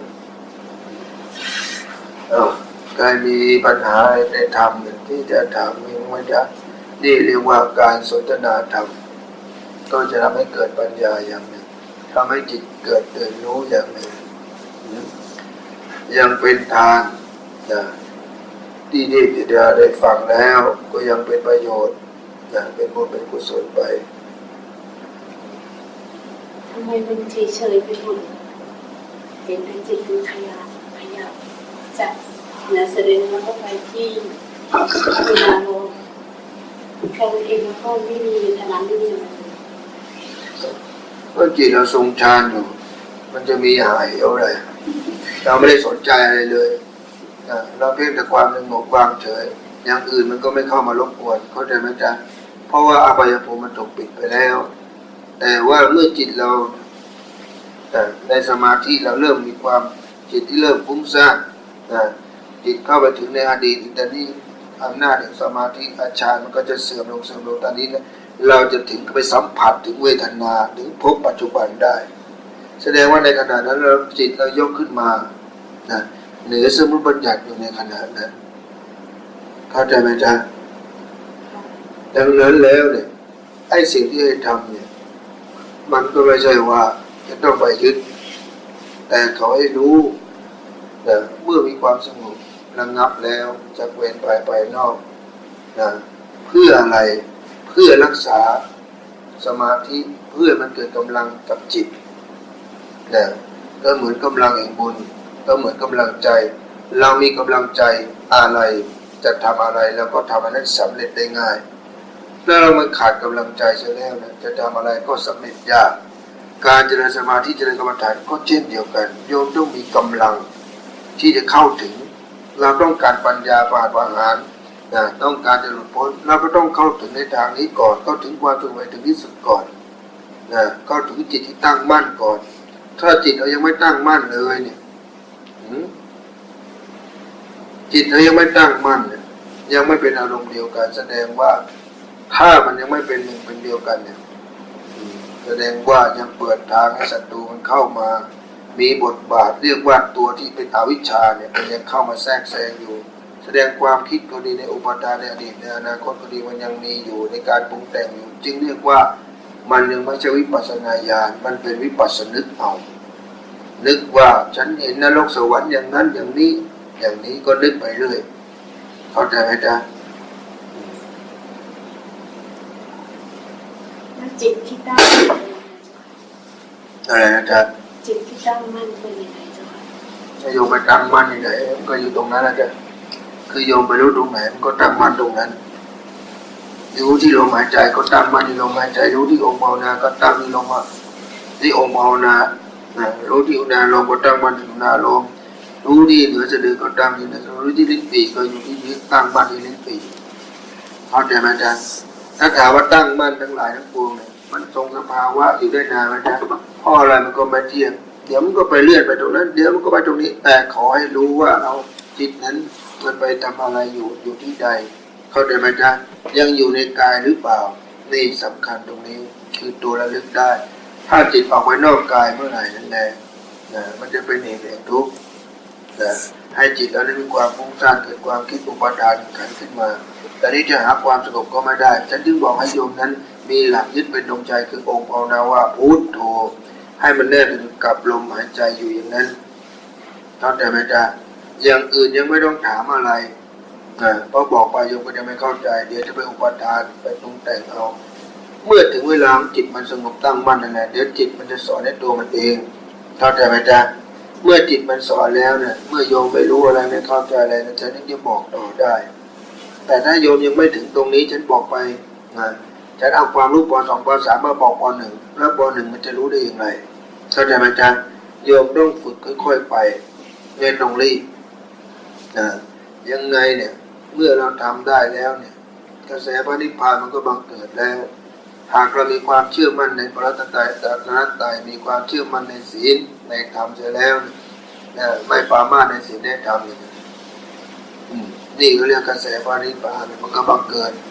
ไม่กลัวตายไม่อะไรแล้วไม่มีความลังเลในพระรัตนตรัยเหล่านี้มีความเชื่อมั่นนั่นแหละจ้ะค่อยๆสะสมกำลังใจไปพอถึงเวลามันจะเต็มมันก็เต็มมันเองเหมือนเรากินข้าวบริโภคอาหารกินเข้าไปมันถึงเวลาอิ่มมันก็อิ่มของมันเองเข้าใจไหมจ๊ะแล้วเมื่ออิ่มแล้วเนี่ย มันก็จะรู้ของมันเองจิตเมื่อเข้าถึงความสงบเข้าถึงตัวรู้จิตมันก็จะรู้ของตัวมันเองอ๋อจิตมันเป็นอย่างนี้เองว่าตัวรู้ตัวปัญญาเนี่ยจิตตื่นรู้เป็นอย่างนี้เองเห็นไหมจ๊ะจิตมันจะสอนตัวมันเองหมดเหมือนโยมมีทุกข์โยมก็รู้มันทุกข์อย่างนี้เพราะว่าอะไรพอเวลาจะปวดท้องต้องไปทำอะไรก็ต้องไปถ่ายนี่ก็คือรู้เหมือนกันรู้ในสภาวะธรรมของมันเป็นสังขารธรรมโดยธรรมชาติของมันอย่างนั้นจิตเมื่อเราฝึกอะไรแล้วเนี่ยมันจะค่อยๆสอนของมันเองเพราะว่าเราไม่รู้เท่าทันเราก็มีความสงสัยเพราะเรายังไม่ถึงในสิ่งนั้นแต่เมื่อเราฝึกเข้าไปถึงแล้วเนี่ย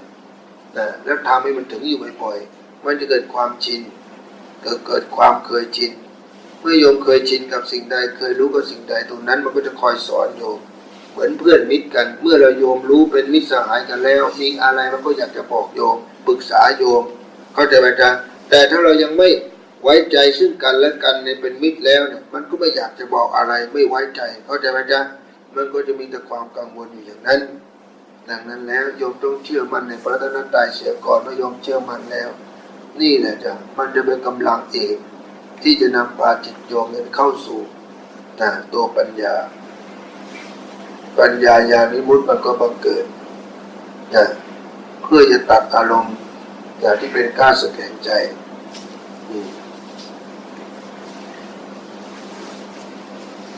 ใครมีอะไรที่ถามไว้จ๊ะดูว่ามารภายนอกมารภายในนี่คืออะไรคะมาได้ยังไง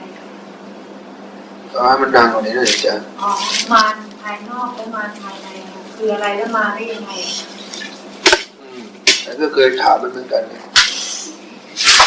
มารภายนอกอาจารย์ตัวอกุศลที่จิตเราส่งไปเหมือนไปมีอาฆาตพยาบาทกับใครนั่นเรียกมารภายนอกเพราะเราส่งจิตออกไปภายนอกส่งจิตเป็นอกุศลแล้วส่งไปก็เรียกมารภายนอกมารภายในเป็นยังไง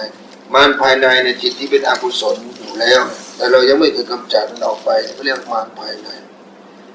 สิ่งที่มันจะเกิดมารภายนอกข้าศึกศัตรูก็เพราะเรามีเชื้อเป็นไส้ศึกของตัวเองที่เราไปเปิดต้อนรับมันเข้ามาแล้วไม่เคยได้รับออกไปเลยเมื่อถึงเวลามันเติบโตแล้วมันมีเชื้อมีกำลังมันก็ให้ผลเป็นโทษเข้าใจไหมจ๊ะจริงๆแล้วมารภายนอกมารภายในก็คือมารภายนอกนั่นแหละเราไปเชื่อให้มันเป็นญาติเป็นสนิทเข้ามาในบ้านในเรือนเราในความอกุศลในความไม่รู้ไม่เท่าทันคืออวิชชา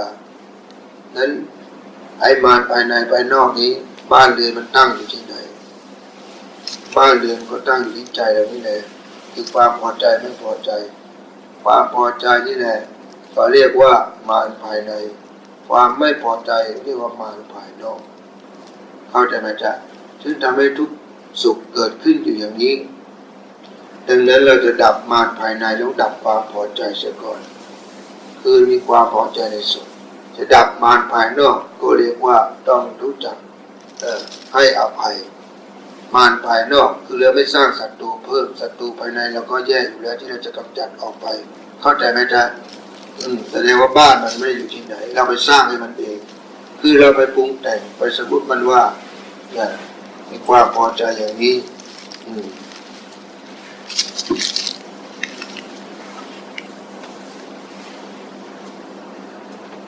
ในระหว่างสวดมนต์นะคะแล้วก็มีคำว่าพุทธังสรณังคัจฉามิเราได้เห็นจิตที่มันเกิดการสั่นสะเทือนเราเห็นไหมแล้วลองว่าคำอื่นจะสั่นไหมจ๊ะก็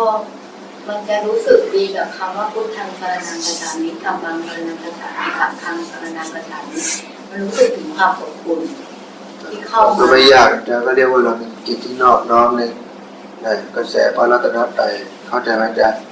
เราพร้อมศรัทธาที่เราจะนอบน้อมสัตยายมนต์เพื่อจะสรรเสริญความดีของพระพุทธพระธรรมและพระสงฆ์นั่นเองเข้าใจไหมจ๊ะ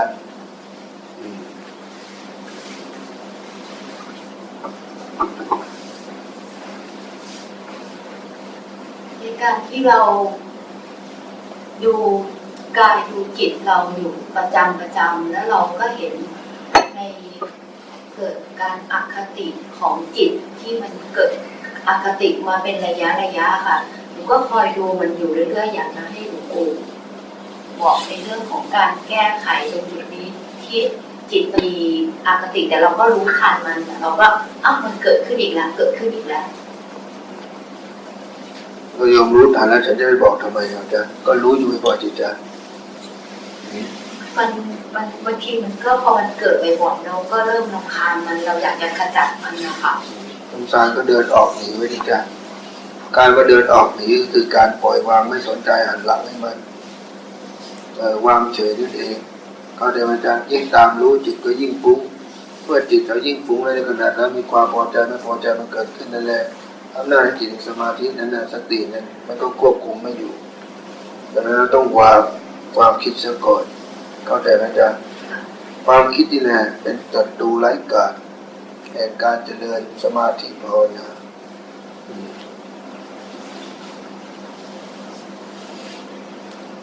นี่กี่โมงกี่ยามแล้วตี 4ตี 4ครับเดี๋ยววันนี้จะส่งโยมแค่ตี 5นะจ๊ะนี่เดี๋ยวโยมต้องมาปฏิบัติเองบ้างนะจะไปเดินไปนั่งก็ดีจะไปนอนก็ดีแต่ถ้านอนเราก็จะไปนอนมันนะการฝึกจิตเนี่ยถ้าเราไปง่วงมัวแต่หวังได้หลับนอนเป็นความสุขเมื่อไหร่มันก็เหมือนไม่เปิดช่องให้ทางไปให้ท่าให้โจรมันเข้าใจไหมจ๊ะจริงๆการฝึกสมาธิฝึกจิตเนี่ยเราจะนอนมันก็นอนได้แต่เรานั้นตั้งจิตแล้วมาทำอะไรเข้าใจไหมจ๊ะเมื่อเรามาฝึกจิตเราต้องรู้แต่เมื่อมีความง่วงความอ่อนล้าก็ดีนะเราก็ไม่ต้องไปทำอะไรนั่งทรงในสมาธิอย่างนั้นไม่ต้องไปพิจารณาอะไรคนที่จะพิจารณาอะไรได้เนี่ยเดินปัญญาได้แสดงว่าจิตต้องมีกำลังแล้วจิตต้องตื่นแล้วเหมือนโยมยังไม่สลึมสลืออยู่โยมจะรีบเดินไปเนี่ยโอกาสที่โยมเนี่ยจะไปเตะนะเกิดโทษเกิดภัยมันได้ง่ายก็เช่นเดียวกันดังนั้นเมื่อจิตโยมตื่นรู้เมื่อไหร่โยมก็จะเห็นนะตามความเป็นจริงโยมก็พิจารณาความจริงนั้นมาพิจารณาความจริงคืออะไรความจริงว่าการสังขารนี้อีกไม่นานไม่ช้ามันก็ต้องพัดพาดจากเราไปลูกเมียก็ดีของรักก็ดีสิ่งที่เรายึดมั่นไว้ที่เราหวงแหนก็ดีไม่ช้าไม่นานก็พัดพาดจากเราไปเข้าใจไหมจ๊ะนี่ก็คือความเป็นจริงก็ให้รีบพิจารณาเรียกว่าปองปองในสัญญาในสังขารในอารมณ์ในเรื่องปองเห็นความเป็นจริงว่าทุกอย่างเมื่อเกิดขึ้นแล้วตั้งอยู่ย่อมสลายไปเป็นธรรมดาของมันดังนั้นแล้วเมื่อโยมมีโอกาสนะเพียงเล็กน้อยก็ควรทำถ้าใครมีอะไรไหมจ๊ะ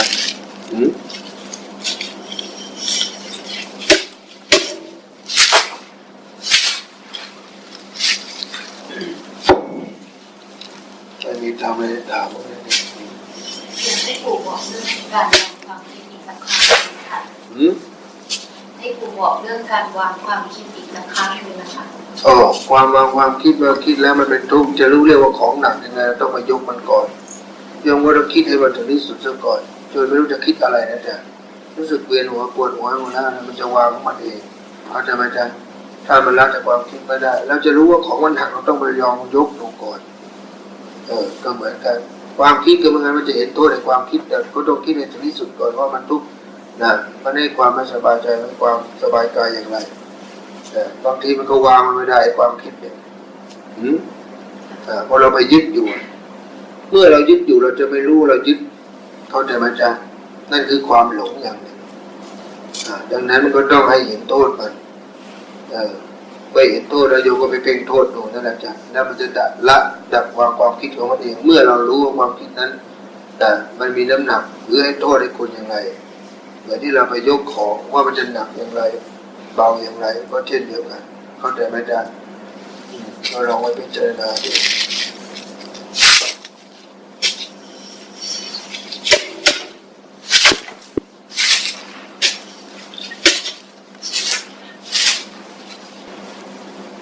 นว่าโยมร้อนใจก็เลยให้น้ำคนที่ภายในร้อนเนี่ยมันจะง่วงแต่ถ้าภายในมันเย็นมันจะไม่ง่วงเพราะมันเรียกว่ามันความสงบก็แต่อาจารย์ถ้าภายในโยมเย็นมันจะขับธาตุไฟในโจรมันร้อนนะแล้วจะรู้สึกสบาย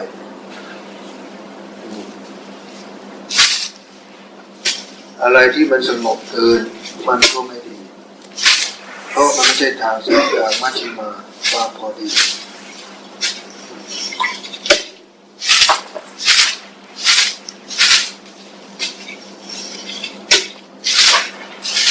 พอเราไม่ค่อยได้มันลดน้ำพรวนดินให้ปุ๋ยมันก็เลยแค่แกนอย่างนี้มันไม่เจริญเติบโตในบุญกุศลในฌานจริงๆได้บอกไม่ต้องมีครูบาอาจารย์เขาช่วยชี้นำทาง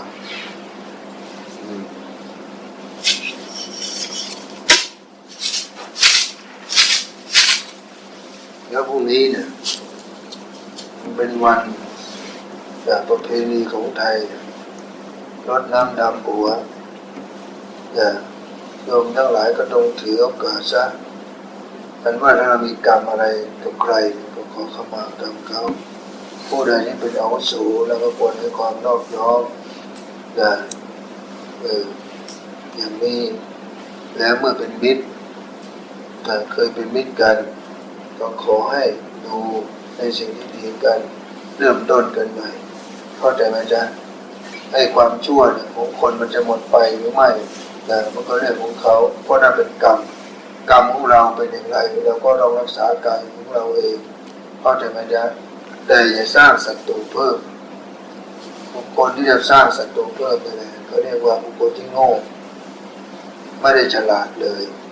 แต่ผู้ที่มีมิตรแต่มีมิตรที่ดีและไม่ดีมันเป็นภูมิป้องกันของเราเองเข้าใจไหมจ๊ะเพราะถ้าเรามีมิตรที่ชั่วให้คนชั่วมันก็ไม่กล้าเข้ามาเพราะเรามีมิตรที่ชั่วไอ้ชั่วมันจะรู้ชั่วเรามีมิตรที่ดีไอ้คนมันก็จะดึงมิตรที่ดีเข้ามาดังนั้นแล้วในกายเราเนี่ยมีทั้งดีและไม่ดีจิตของเราก็เหมือนกันมีทั้งกุศลและอกุศลดังนั้นเราจะไปรังเกียจว่าเขาไม่ดีอย่างนั้นอย่างนี้ตัวเราก็ยังไม่ดีพอเข้าใจไหมจ๊ะฉะนั้นควรนอบน้อมลดละอัตตาตัวตนให้เกิดความเมตตาธรรมจงเกิดขึ้นยกอนุเคราะห์เกื้อกูลกันเอาโหสิกรรมขอขมากรรมเริ่มต้นกันใหม่เมื่อถ้าโยมต้องปรารถนาจะไปทางเดียวกันแล้วนี่นะก็จงทำใจให้มันเปิดเผยกับปกติให้มันเกิดเมตตาธรรมกันหากเขาไม่ดีจริงนะเขาไม่ได้ปรารถนาที่เดินเส้นทางนี้กับเราไม่นานอำนาจแห่งบุญกุศลก็ดีนะแห่งกรรมเขาก็ดีเขาก็จะหลีกทางของเราไปเองเข้าใจไหมจ๊ะไม่มีใครทำร้ายใครได้นอกจากตัวเองดังนั้นแต่หากว่าเรานั้นขึ้นมาแล้วในเรือลำนี้ในเส้นทางนี้แล้วในทางเดียวกันที่จะร่วมสร้างบารมีกันแล้วขอโยมให้อภัยกันเมตตากันให้กำลังใจกันอย่างนี้เข้าใจไหมจ๊ะอย่างน้อยนะก็ยังประคับประคองกันไปได้นะมารภายนอกก็ยังสู้มารภายในไม่ได้เข้าใจไหมจ๊ะเพราะมารภายนอกเราย่อมเห็นได้ง่ายถ้ามันจะเข้ามาใช่ไหมจ๊ะแต่มารภายในมันอยู่ภายในเราแล้วเราไม่รู้ได้เลยว่ามันจะให้โทษให้คุณเราอย่างไรถ้าเราไม่เคยเข้าไปเพ่งดูนั่นคือการเจริญสติเข้าใจไหมจ๊ะดังนั้นการจะรักษาใจให้เป็นปกตินี้มันทำได้ยากนั้นใจที่เป็นปกตินี้ต้องอาศัยอะไรก็ต้องอาศัยอำนาจแห่งศีลเข้าใจไหมจ๊ะเพราะศีลนี่เขาบัญญัติไปเมื่อเราละเมิดแล้วมันจะให้โทษให้คุณอย่างไรเราก็ย่อมรู้เมื่อใจเราเป็นปกติแล้วใจมันอยู่ภายในไม่ส่งจิตออกไปภายนอกเราย่อมเห็นภายในเราเป็นอย่างไรนั่นแหละจ๊ะเมื่อเรากำจัดและระวังลดละเท่าทันในมารภายในได้เข้าใจมันได้แล้วเราก็จะเท่าทันมารภายนอกได้เมื่อมารภายนอกเราเท่าทัน มันก็ไม่เพิ่มเชื้อเมื่อไม่เพิ่มเชื้อเราก็สามารถควบคุมเชื้อเราได้เหมือนไฟเราควบคุมไฟได้เราก็จะมีสติไฟนั้นก็ยังนำประโยชน์มาให้เราถ้าไฟมันมีมากมันก็ทำให้เกิดโทษกับเราเข้าใจไหมจ๊ะดังนั้นแล้วแม้ว่าเป็นไฟก็ดีในราคะโทสะโมหะบางครั้งมันก็เป็นกำลังใจกับเราเข้าใจไหมจ๊ะต่อเมื่อเราไม่อยากใช้มันแล้วนั่นแหละเราก็ต้องเผาทำลายมันเสียด้วยการเพ่งโทษมันแต่คราใดที่เราจะต้องใช้มันเราก็ต้องใช้เป็นประโยชน์เข้าใจไหมจ๊ะคือการควบคุมได้นี่แหละเป็นผู้มีปัญญาอย่างนั้นแล้วก็เป็นโอกาสที่ดีว่าวันเวียนเดือนปีวันเวียนมันก็จบแล้ว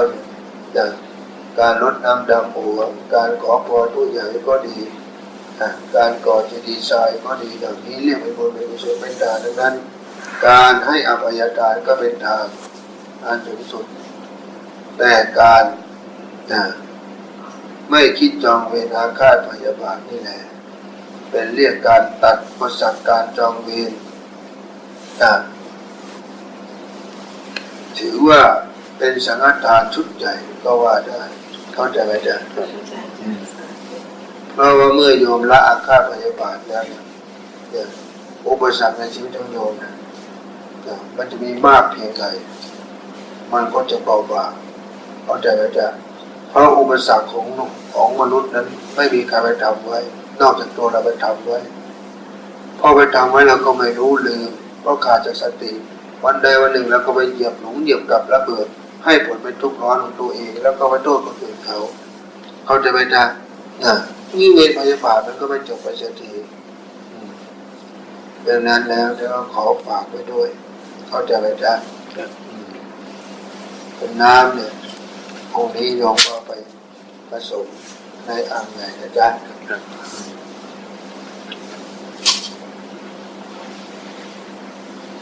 เมื่อโยมจะนิมนต์สมเด็จขึ้นมาก็อย่าลืมอาราธนาพระพุทธมาด้วยนะจ๊ะอาราธนาพุทธมาเป็นประธานมาเป็นดวงใจการอาราธนาอะไรมาเนี่ยสิ่งศักดิ์สิทธิ์เนี่ยก็ขอให้จุดธูปจุดเทียนชัยอธิษฐานก็เข้ามากรรมเสียก่อน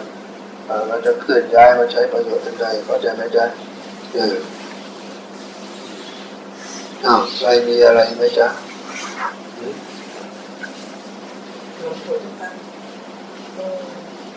ตอนที่เรานั่งกรรมฐานนี้เรากำหนดลมหายใจแล้วปรากฏว่าเวทนามันกล้าขึ้นจนตัวมันโยกขามันโยกไปโยกมาคือมันเหมือนสั่นแล้วก็ลมมันก็ทำให้เราหดตัวลงเรายกตัวขึ้นก็กำหนดดูมันเหมือนว่าเราไปไอ้นั่นมันหรือเปล่าคือมันทำของมันเองหรือว่าเราไปบอกให้มันทำแต่ในขณะนั้นเนี่ยเราอยู่กำหนดอยู่กับลมหายใจค่ะแต่พอเราออกมามันก็ตัวก็จะโยกสักพักหนึ่งแล้วก็มันก็หายมันเป็นธรรมดาเพราะอาการที่เราทำยังไม่ชินเมื่อเราชินแล้วอาการพวกนี้เหล่านี้มันก็จะหายเป็นปกติเข้าใจนะจ๊ะงั้นโยมจะฝึกให้มันชินซะเมื่อชินรู้เท่าทันอารมณ์แล้วเราก็จะวางอารมณ์นั้นได้เพราะเมื่อเราไปรู้แล้วแต่เราไม่เท่าทันอารมณ์นั่นเองสภาวะแบบนี้มันจะเกิดขึ้นดังนั้นเราไปทำให้มันชินซะเข้าใจไหมจ๊ะให้ชินคือให้มันโยกก็ปล่อยก็กำหนดรู้เฉยๆรู้ไหมจ้ะไม่ต้องไปสนใจมันจะเป็นอะไรก็เรื่องมันแค่กำหนดรู้เดียวด้วยไม่เอาจิตแล้วก็ไปปรุงแต่งไปสนใจเมื่อเราไปสนใจเมื่อไหร่นั่นแหละมายาของจิตมันก็จะบังเกิดขึ้นเข้าใจไหมจ๊ะเขาว่ามายาก็เรียกว่าตัวหลอกตัวมายามันก็จะตัวหลอกเข้าใจไหมจ๊ะแต่เมื่อเราไม่สนใจเราก็จะข้ามของอารมณ์นี้ไปอย่างนั้นแล้วมันก็เป็นสภาวะธรรมดาที่เกิดขึ้นเพราะเรายังไม่เท่าทันแบบจิตยังไม่ตั้งมั่นที่จะเป็นธรรมดาแต่เมื่อเราทำให้มันชินให้เป็นปกติแล้วเราจะเริ่มเป็นปกติเราก็จะไม่สนใจเราก็จะข้ามอารมณ์นี้ไปได้ คือมันเกิดจังหวะเดียวกับที่เรากำลังดูลมหายใจอยู่ถ้ามันเกิดอย่างนี้ก็ขอให้กำหนดลมปานใหม่ล้างลมเสียออกใหม่เข้าใจไหมจ๊ะพอเรากำหนดใหม่เนี่ยอารมณ์ที่มันค้างมันก็จะหายไปใหม่คือเพราะเราเริ่มต้นใหม่นั่นเองเข้าใจไหมจ๊ะไม่ต้องไปเสียดายมันเพราะในขณะที่เรานั้นกำหนดใหม่เนี่ยสมาธิของเราเนี่ยก็ยังเป็นสมาธิอยู่หาว่าเราได้ออกจากสมาธิไม่เพราะเรายังมีความตั้งมั่นอยู่เข้าใจไหมจ๊ะเพียงเรากำลังปรับลงแก้ไขลงนี่เรียกว่าไปการวิตกอยู่วิจารอยู่นั่นเองเข้าใจไหมจ๊ะขั้นปฐมก็จะเป็นอย่างนี้จ้ะค่อยๆเรียนรู้ไปเมื่อฐานจิตของสมาธิเราแน่นแล้วเป็นกำลังดีแล้วดินน้ำไปลมเสมอกันแล้วตอนนี้จะเป็นปูพื้นฐานให้เรานั้นพิจารณาทำได้ไม่ว่าจะมีเวทนามีอารมณ์มากระทบอะไรแล้วก็ตามเนี่ยมันก็ยังพอข่มได้สู้ได้นั่นเองเพราะฐานเราแน่นคือมันหนักถ้าฐานเราไม่แน่นมีความเบาแล้วเนี่ยอารมณ์ที่มากระทบจิตมันจะมีการสั่นสะเทือนเป็นธรรมดาอย่างที่โยมเป็นเข้าใจไหมจ๊ะแล้วคนอื่นเราจะนั่งแล้วไม่เห็นอะไรกันบ้างจ๊ะหลวงปู่เจ้าคะขอถามเรื่องเวลานั่งสมาธิแล้วพอจิตปวดเหยียดขามากๆแล้วจะอยู่ในแสงสว่างตลอดเวลาพยายามที่จะปลงไม่ทราบว่าจะปลงยังไง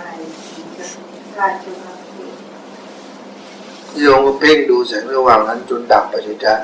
ไม่ว่าอะไรจะเกิดขึ้นก็ตามเมื่อมีเกิดขึ้นแล้วมันตั้งอยู่แล้วเนี่ยไม่นานมันก็ดับอย่างดังนั้นโยมต้องเพ่งมัน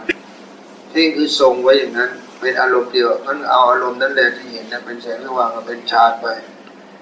นะเพื่อมันก็เป็นสมาธิเหมือนกันเพื่อให้มันเป็นสมาธิมันจะแปลเป็นกำลังของจิตนะจนจิตมันตั้งมั่นสว่างนั่นแหละจ้ะไอ้แสงที่ว่าโยมเห็นเนี่ยมันก็จะสว่างดับหายไปคราวนี้มันจะเป็นความสงบอย่างเดียวแต่เป็นความสงบนะที่ได้จากสมาธินะอย่างนั้นแล้วเนี่ยปัญญาก็จะบังเกิดตอนนั้นดังนั้นว่าเราเห็นอะไรแล้วจะเป็นแสงสว่างก็ดีความว่างก็ดีอะไรเหล่านี้ให้เราเพ่งไปดูไปให้มันเป็นอารมณ์ของฌานเพื่อไม่ให้จิตเหล่านั้นฟุ้งซ่านรำคาญใจเพื่อระงับจากที่วรหรือเวทนาในกายก็ดีเหล่านี้ชื่อว่าเรานั้นกำลังฝึกจิตอยู่ก็เอาจิตนั้นที่เราสภาวะนั้นที่เกิดขึ้นนั่นแหละประคองประคับมันไปทำอย่างนี้อยู่บ่อยๆเมื่อถึงที่จิตมันตั้งมั่นแล้วตื่นรู้แล้วนั่นแหละโยมก็น้อมจิตนั้นเข้ามาพิจารณาธรรมในกายสังขารแห่งทุกข์มีอย่างเดียวที่เราต้องพิจารณาที่จะออกจากทุกข์ได้คือพิจารณาทุกข์คือการละอารมณ์แห่งทุกข์ในขันธ์ห้าเท่านั้นนั่นเรียกว่าทางเดินแห่งมรรคถ้าอย่างอื่นไม่เรียกว่าทางเดินแห่งมรรคถ้าเราส่งจิตไปพิจารณาภายนอกไม่เรียกว่าธรรมเข้าใจไหมจ๊ะสภาวะธรรมเนี่ยแห่งปัญญามันต้องเกิดรู้เกิดดับตั้งอยู่ในภายในกายในสังขารของเราก็คือรอบรู้ในกองสังขารของตนคำว่ากองสังขารคืออะไรสังขารคือความคิดปรุงแต่งของอารมณ์ทั้งหลายเราใดที่เราจะไปยึดอยู่นั่นคืออุปาทานขันธ์คืออัตตาตัวตนในตัวตนเนี่ยตัวตนเรามีอะไรบ้างอารมณ์เราใดที่เรามีอยู่ในกองไฟสามกองในอกุศลมูลรากเหง้าผลิตตัณหาก็คือไฟราคะโทสะโมหะเหล่านี้ไอ้สิ่งเหล่านี้จะไม่ให้มันเกิดได้หรือไม่มันไม่ให้มันเกิดไม่ได้แต่เรารู้ทันมันได้เมื่อเรารู้ทันไอ้ตัวรู้ทันนั่นแหละเหมือนเรารู้ทันความคิดไม่นานความคิดก็ดับแต่ถ้าเรารู้ทันความคิดแล้วแต่ความคิดยังไม่ดับต้องทำอย่างไรก็ดูความคิดไปจนถึงที่สุดแห่งความคิดมันก็ดับเช่นเดียวกันเข้าใจไหมจ๊ะแต่ในความคิดนั้นถ้าเราดูแล้วเราไปปรุงแต่งคราวนี้เมื่อเราไปปรุงแต่งเมื่อไหร่ตอนนี้ความคิดมันยิ่งไม่ดับเพราะเราไปเพิ่มเชื้อมันเข้าใจไหมจ๊ะก็ต้องดูว่าสิ่งที่เราคิดอยู่นั้นมันเป็นกุศลหรืออกุศล แล้วก็พิจารณาไปทำมันมีฝ่ายกุศลกับฝ่ายอกุศลเข้าใจไหมจ๊ะก็ต้องเพ่งโทษในความคิดนั้นเช่นเดียวกันไม่ว่าอะไรเกิดขึ้นก็ให้เราพิจารณาสิ่งนั้นรู้สิ่งนั้นละสิ่งนั้นคือไม่ยึดไม่ติดแม้ความสงบที่เกิดขึ้นก็ไม่ควรยึดเพราะคราใดที่จิตเราไม่สงบสภาวะความทุกข์ก็บังเกิดขึ้นอีกเช่นกันดังนั้นก็ไม่ควรยึด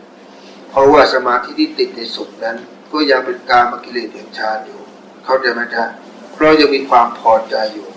จนกว่าความสุขนั้นไม่อยู่ในความว่างเมื่อไหร่ที่ไม่อยู่ในความพอใจในสุขคือไม่เสียดายแล้วนั่นแหละจิตต้องเป็นอิสระหลุดพ้นจากนิวรณ์จากสิ่งสมมุติบัญญัติคือจิตที่หดหู่เศร้าหมองเหล่านี้ดับไปหมดแล้วความง่วงก็ดี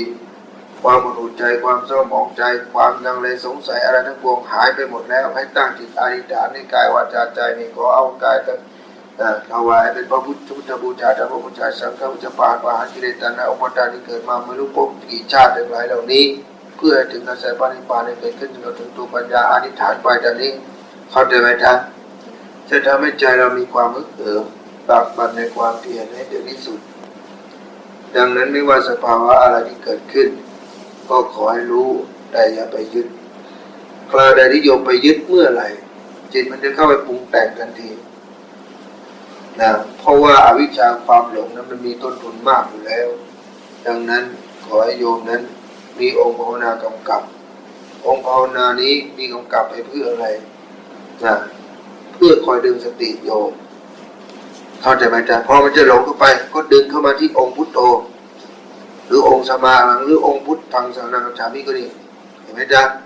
ไม่ให้มันเข้าไปอยู่ในภวังค์ในนิมิตนั้น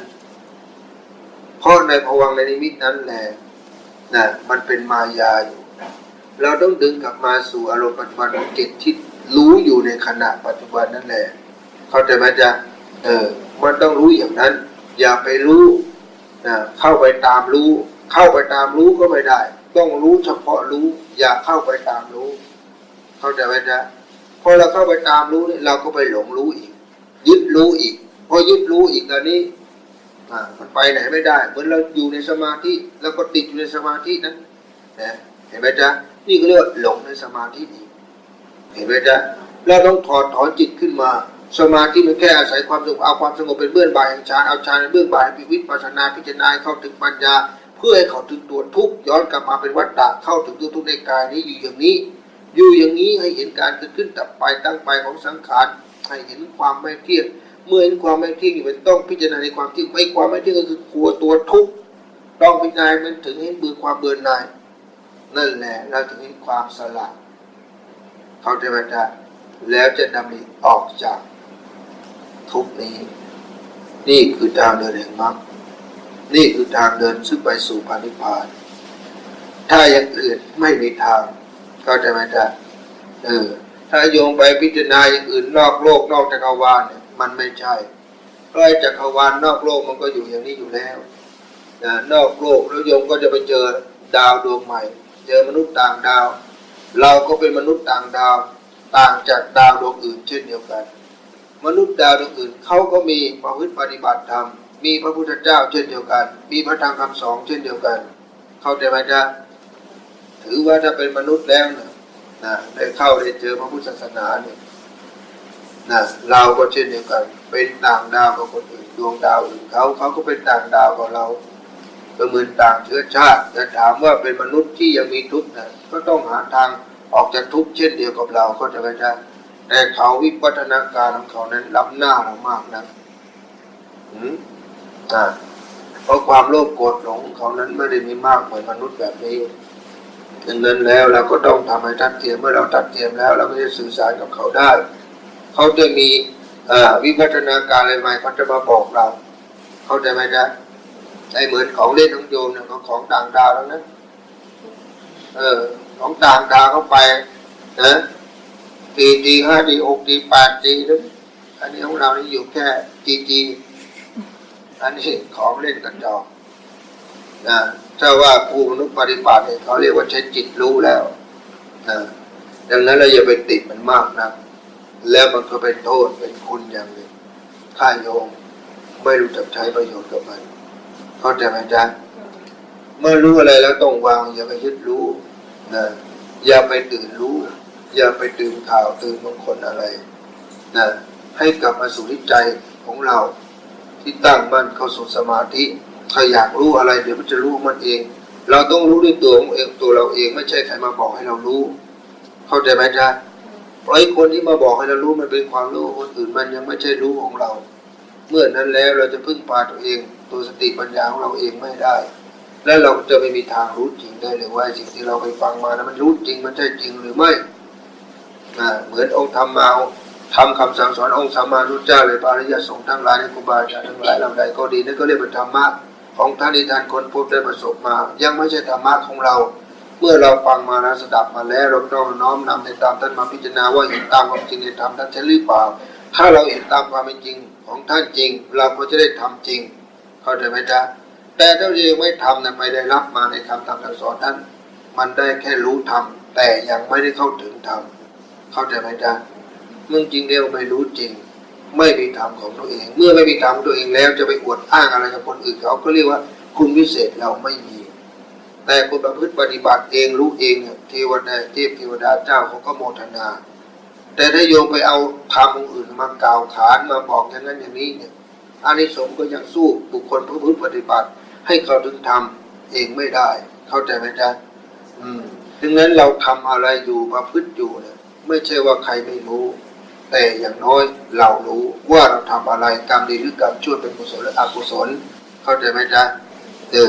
โยมจะบวชจิตเทวดาเขาก็รู้ไม่ต้องประกาศว่าโอ้ยมาแล้วนั่งให้คนเห็นว่าฉันนี่นั่งได้นานแต่คิวนี่เก่งไปหมดแล้วนั่งนานไอ้การนั่งนานนั่งทนนี่เขาเรียกมีขันติอาจจะมีความอดทนในสิ่งนี้แต่ถ้าโยมไม่เคยได้อดทนต่ออารมณ์เวทนาหรือละอารมณ์นั้นโยมจะทนต่อเวทนาหรืออารมณ์ที่คนมาทำให้โยมโกรธโยมพอใจไม่ได้เลยนะเมื่อโยมออกจากฌานออกจากการเจริญสมาธิแล้วเข้าใจไหมจ๊ะแต่ถ้าโยมหยิบยกอารมณ์มาพิจารณาและละอารมณ์นั้นและเพ่งโทษในอารมณ์นั้นแหละเมื่อใครมาทำให้โยมไม่เข้าใจไม่สบายใจไม่พอใจโยมจะเท่าทันในอารมณ์ในความคิดในที่มากระทบได้นี่เรียกว่าเป็นผู้เจริญสติจริงเข้าใจไหมจ๊ะ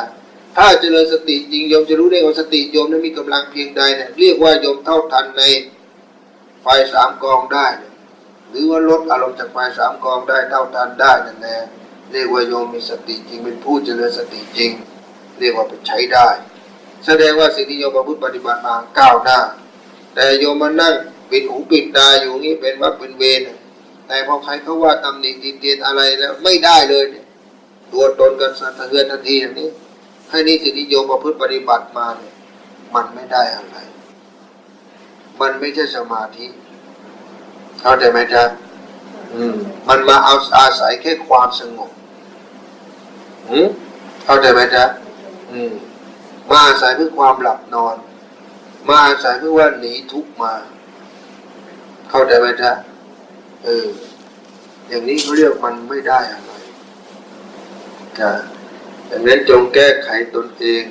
พิจารณาตนเองเข้าใจไหมจ๊ะข้อสำคัญอย่างหนึ่งที่จะทำให้กรรมนั้นตามให้ผลโยมไวก็คือการใส่ร้ายผู้อื่นการเพ่งโทษผู้อื่นการอิจฉาตำหนิติเตียนผู้อื่นเหล่านี้กรรมนี้จะสนองกลับมาให้ตนนั้นได้เดือดร้อนเข้าใจไหมจ๊ะและยิ่งเป็นหมู่คณะส่วนรวมแล้วจะทำให้เรานั้นอยู่ในคณะในส่วนรวมนั้นยากเข้าใจไหมจ๊ะเมื่อเป็นอย่างนี้มีทางเดียวที่บุคคลแบบนี้จะไปอยู่ได้ก็คือธรรมธาตุเดียวกันจะไหลสู่รวมกันเข้าใจไหมจ๊ะใครมีอะไรอีกไหมจ๊ะปู่คะทำไมครูบาอาจารย์สมัยก่อนถึงเดี๋ยวก่อนจ้ะใครนั่งข้างหลังนะจ๊ะโอ้นั้นขอโมทนาด้วยนะจ๊ะบารมีไม่ธรรมดานี่แสงเดือนออกจากกายด้วย ปฏิบัติแนวไหนจะเนี่ยมีรัศมีสว่างขนาดนี้อยู่ในที่มืดยังสว่างได้ฮะเราไปฝึกอะไรกันมาจ๊ะ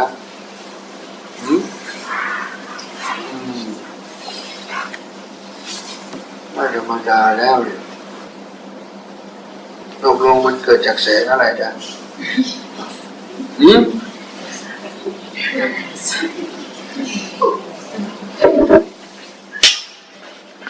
ถามว่ามันเกิดจากแสงอะไรเทวดาเขาอยากจะรู้เขาจะได้โมทนาถูกไปกดถูกค่ะโทรศัพท์แล้วถ้าโยมไม่เอามามันจะกดผิดไปนะมีไปทับจุดมันเลยแสงเลยแล้วก็เริ่มเจ้าค่ะแต่ไม่ต้องการขอโทษขอโพยแต่ว่าโยมไม่ได้ทำอะไรผิดเข้าใจไหมจ๊ะแต่ถ้าโยมเข้าใจแล้วมีการให้เกียรติว่าโยมมาทำอะไรแล้วเนี่ยเมื่อไม่นำเข้ามาแล้วเนี่ยแต่มันก็ไม่รบกวนคนอื่นเขาไม่ทำให้เทวดาเข้าใจผิดฉันนั่งให้ทำอย่างนี้ยังไม่มีแสงเท่าโยมวันหลังฉันก็ต้องพกติดตัวมาติดแสงมากกว่าเทวดาได้กราบไหว้มากๆแล้วมุมซ้ายเนี่ยแสงไปทางไหนเหมือนกันหรือว่าพอแบบเดียวกันที่หลังโยมก็ไม่ต้องห้อยพระจ้ะโยมเอาอันนั้นไปห้อยคอก็จะไม่จ๊ะที่ฉันถามเนี่ยก็กลัวเทวดาเข้าใจผิดเดี๋ยวเขาจะไปยึดไปถือเห็นว่าบุคคลนี้มีฤทธิ์มีเดชไปนั่งในที่มืดก็มีแสงออร่าออกมามากมายนะกบรัศมีแสงธรรมจะเสียหมดฉันก็รู้สึกว่าน้อยเนื้อต่ำใจยังไงไม่รู้นะนี่ขนาดให้ทำขนาดนี้แสงสว่างยังไม่เกิดเสือกไปเกิดในที่มืดขอโมทนาสาธุด้วยแต่โยมเห็นว่าที่ฉันกล่าวไปเนี่ยไม่ใช่เป็นการตำหนิติเตียนแต่เห็นว่าสิ่งที่ฉันกล่าววันนี้เห็นควรเป็นไปในทางใดเหมาะหรือไม่เหมาะอย่างนั้นโยมจงไปพิจารณาเอาฉันไม่มีสิทธิ์ไปตำหนิติเตียนโยมหรอกจ้ะแต่ฉันบอกแล้วว่าโยมมาทำอะไรก็ควรให้ศรัทธาให้เกียรติในสิ่งที่โยมได้มาเข้าใจไหมจ๊ะจะเป็นคนเมาคนเก่าไม่ได้จำเป็นหรอกจ้ะแต่เมื่อคนใหม่เนี่ยเขาจะไม่ทำอะไรอย่างนั้นส่วนมากจะเป็นคนเก่าเสียมากกว่าเพราะว่าอะไรจ๊ะมันรู้มากมันดื้อด้านเข้าใจไหมจ๊ะนั่นถ้าโยมเอาแต่ตัวมาเนี่ยโยมก็ตัดกังวลสิ่งนั้นออกไปแล้วใช่ไหมจ๊ะแต่ว่าเสื้อผ้าอาภรณ์เนี่ยมันพอจะเอามาได้เพื่อมาปิดบังกายทุกความละอายถ้าโยมมาเป็นชีเปลือยก็จะลำบากอยู่แต่สิ่งที่มันนอกเหนือจากนี้ก็หาความจำเป็นมากที่ต้องเอาเข้ามาเข้าใจไหมจ๊ะจะถามว่าฉันไม่มีที่เก็บไม่ยากหรอกจ้ะไม่มีที่เก็บจ้ะนะส่วนมากกิเลสตัณหาเนี่ยมันส่วนมากจะมีข้ออ้างได้ไหมจ๊ะ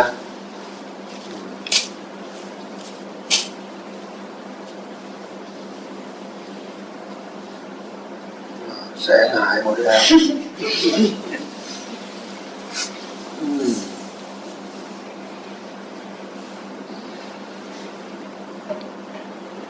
เทศนั่งงานแสงไม่ขึ้น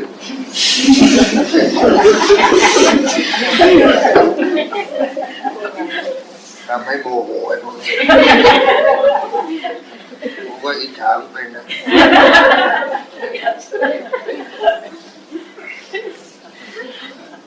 เนี่ยกูเทศมาตั้งกี่ชั่วโมง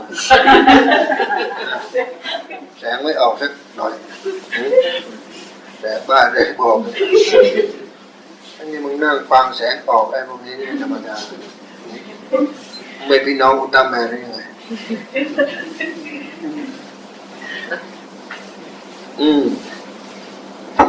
พอดีนะคนเขาขบขันไป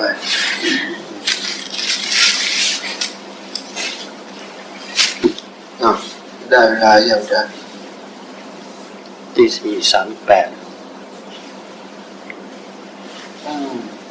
นี่โยมก็พกแสงกันมามากกันนะตอนนี้แล้วใครนั่งอยู่ข้างหลังโยมมาได้นะ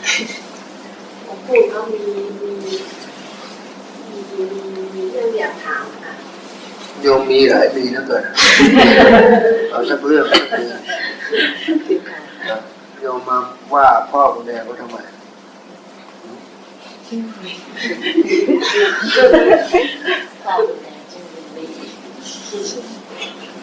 ไอ้คนที่ว่าไม่ว่าไอ้คนที่ว่าทับหลังนี่หนัก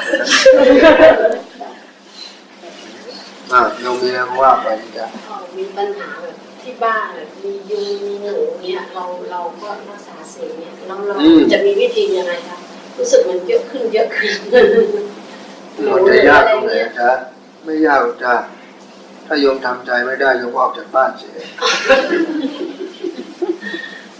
แนะนำเลยดิแต่ก็บอกไปแล้วนี่จ๊ะถ้าโยมทำใจไม่ได้เพราะสิ่งที่โยมมาถามนี่เรียกทำใจไม่ได้เมื่อทำใจไม่ได้โยมก็ออกจากบ้านมาเสีย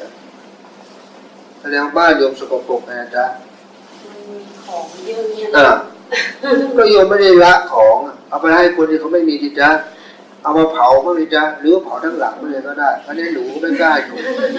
เพราะโยมไม่มีเจตนาจะเผาหนูแต่โยมเผาของที่มันสกปรกเหมือนกิเลสตัณหาน่ะเข้าใจไหมจ๊ะถ้าโยมจะให้คำแนะนำโยมก็ต้องรับฟังได้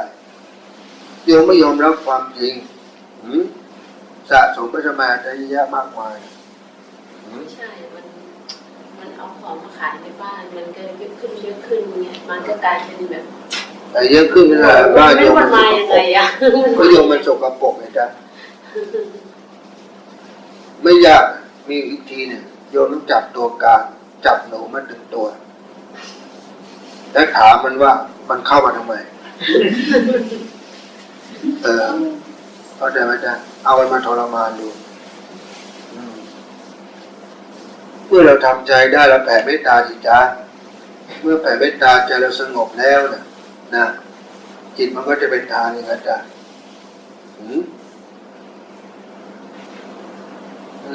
จิตเราไม่เมตตาเนี่ย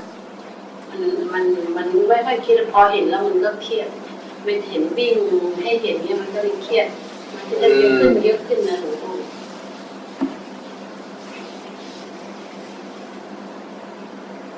โยมจะจ้างฉันไม่ช่วยจับไปได้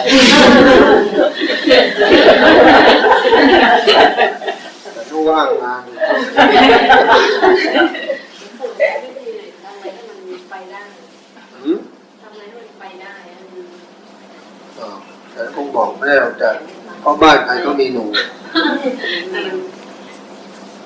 บ้านโยมมีหนูไหมจ๊ะไม่มีโยมรู้ได้ไงจ๊ะไม่มีตอนนี้โยมไม่มามันอาจจะมาก็ได้ไม่เคยเห็นเราการไว้หมดแล้วเราก็นี่คือวิธีหนูเขาไม่รู้หรอกจ้ะว่าบ้านนี้เขาห้ามเข้าเพราะหนูมันไม่ได้เรียนหนังสือแต่เรามีปัญญา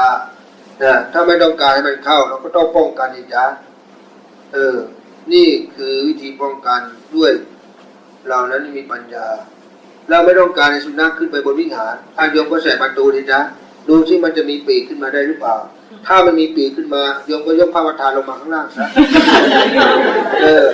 แสดงว่ามันมีบารมีมากกว่าเราก็แค่นั้นเองโอ้เราต้องยอมมันแล้วแสดงว่ามันไม่ใช่หนูธรรมดาแสดงว่าหนูเป็นนินจาแล้วต้องยอมนะจ๊ะก็เหมือนที่ฉันบอกให้โยมออกมาจากบ้านเสียอยู่ข้างนอกบ้านจ้ะตอนนี้โยมก็จะไม่เห็นความรำคาญแล้วถามอะไรตอบยากเหลือเกิน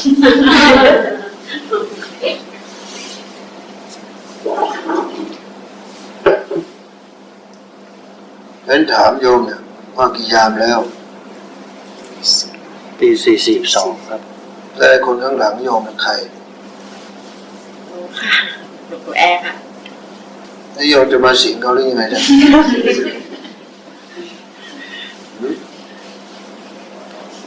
กี้แสงนาฬิกาเจ้าค่ะหลวงปู่ถามเวลาก็เลยดูเวลา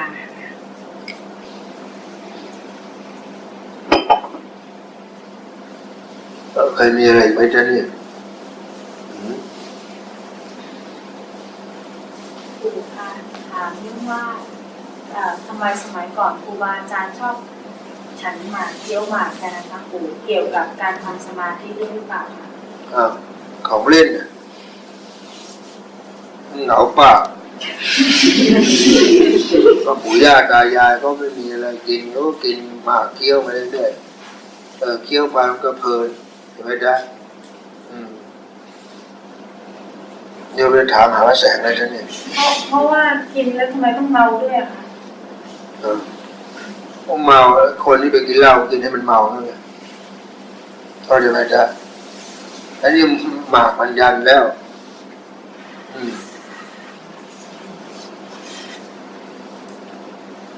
ไอ้โยมไม่ไปถามครูบาอาจารย์ไอ้คนที่โยมสงสัยแล้วจ้ะนี่ไม่มีอะไรจะถามกันแล้วใช่ไหมจ๊ะเนี่ยครูเจ้าค่ะพรุ่งนี้จะมีการตอบเจดีย์สายลูกก็เลยอยากจะเรียนอันนี้กูยังตอบไม่เสร็จมึงมาจอดีไซน์ไม่เสร็จจะมาช่วยด้วยไม่ช่วยกินหมากกับมันหน่อยไปอย่างนั้นว่าอะไรว่าไปสิจ๊ะอยากจะเรียนถามถึงอานิสงส์ของการก่อเจดีย์ทรายเจ้าค่ะอานิสงส์ก็จะได้ก่อเจดีย์แต่ได้ลึกถึงเจดีย์มันคืออะไร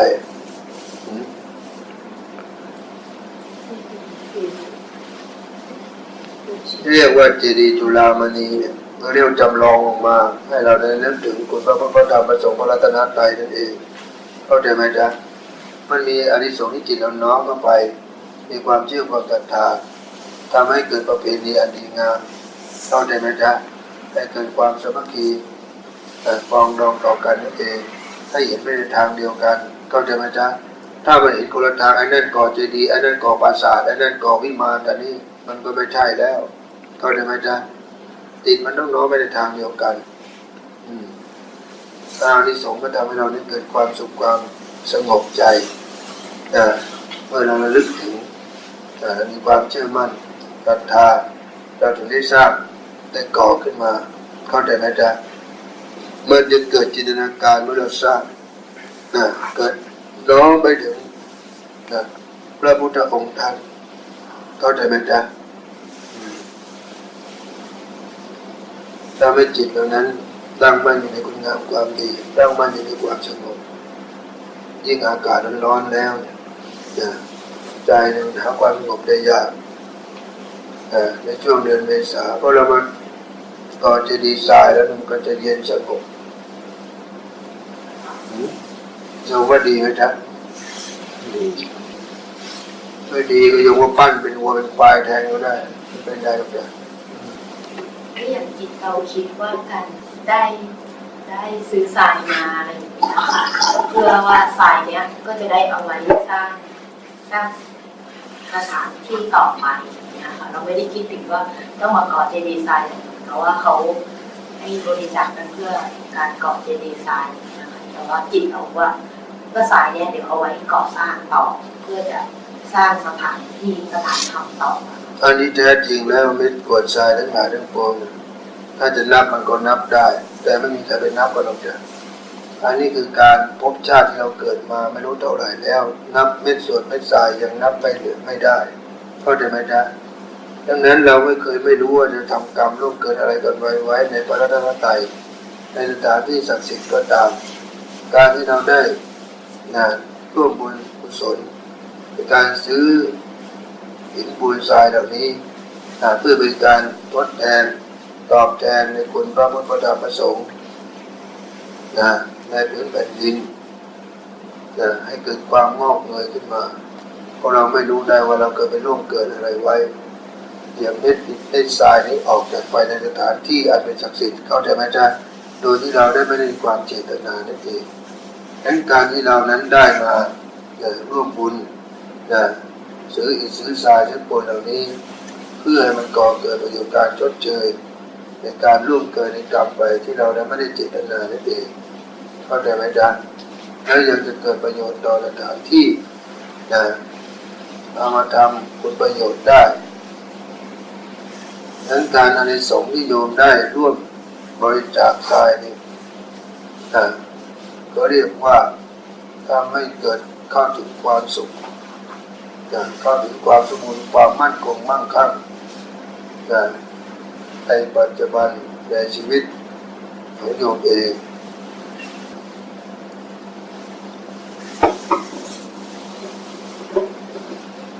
ถ้าโยมร่วมบุญร่วมกุศลอะไรที่มันตกต่ำอยู่มันก็จะดีขึ้นเข้าใจไหมจ๊ะเพราะเมื่อมือเอาทรายมาแผ่นดินสูงขึ้นไหมจ๊ะสูงแสดงว่าจิตเราก็จะสูงขึ้นเพราะถ้าโยมไม่มีจิตที่เป็นกุศลโยมจะมาร่วมบุญใช่ไหมจ๊ะโยมก็จะมีอคติใช่ไหมจ๊ะสงสัยในบุญนั้นแต่เมื่อโยมมีจิตที่เป็นกุศลแล้วนั่นแหละจิตโยมก็สูงขึ้นเมื่อสูงขึ้นโยมทำอะไรก็ก้าวหน้านั่นเองเข้าใจไหมจ๊ะใครมีอะไรจะถามอีกไหมจ๊ะไอ้หมาของโยมเนี่ยมันจบไปหรือยังพ่อแม่ครูบาอาจารย์เขาจัดมาเขาเคี้ยวมาตรงนี้เขาจะได้มีอะไรไม่ว่างไม่เหงาปากเข้าใจไหมจ๊ะก็บ้านปู่ย่าตายายเขาก็ตำบันหมากมาอยู่แล้ว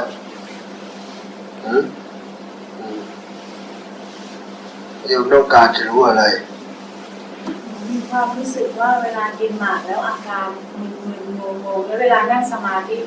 มันรู้สึกเข้าไปแปลกแสดงว่าโยมก็แปลกพอสมควรนะอะไรก็ตามฉันบอกไปแล้วเนี่ยก็ไม่ควรไปยึดไปอะไรมันเข้าใจไหมจ๊ะโยมก็ลองไปกินดูจ้ะ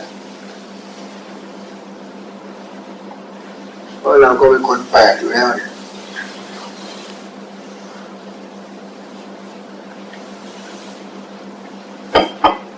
เมื่อเราเป็นคนแปลกเราก็จะมองคนอื่นแปลกประหลาดไปด้วย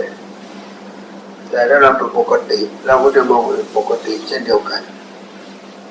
เราเป็นยังไงเราก็มองคนอื่นเป็นอย่างนั้นจำไว้นะจ๊ะ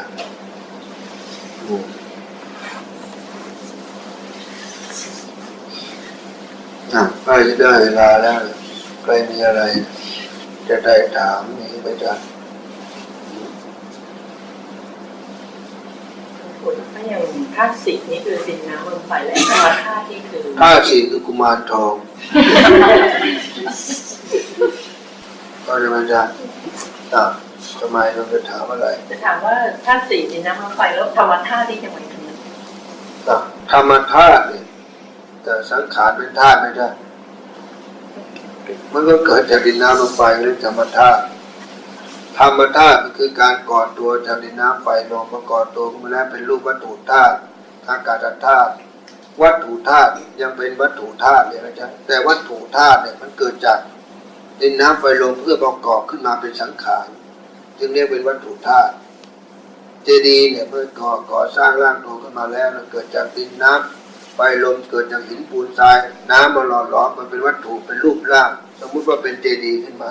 จึงเรียกว่าวัตถุธาตุ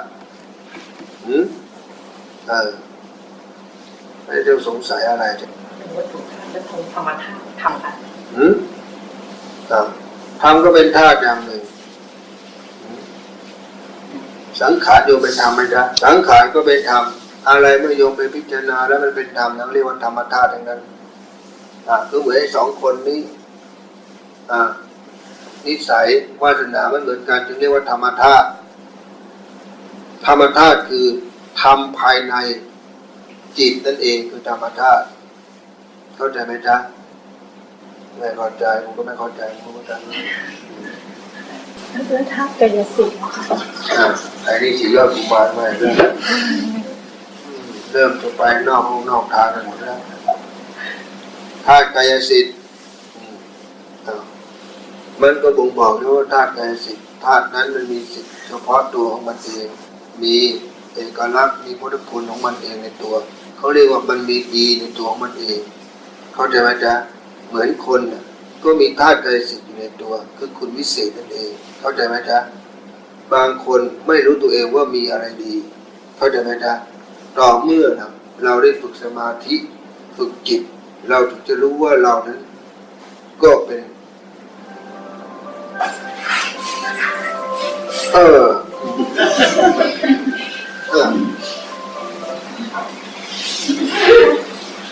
จบแล้วจ๊ะ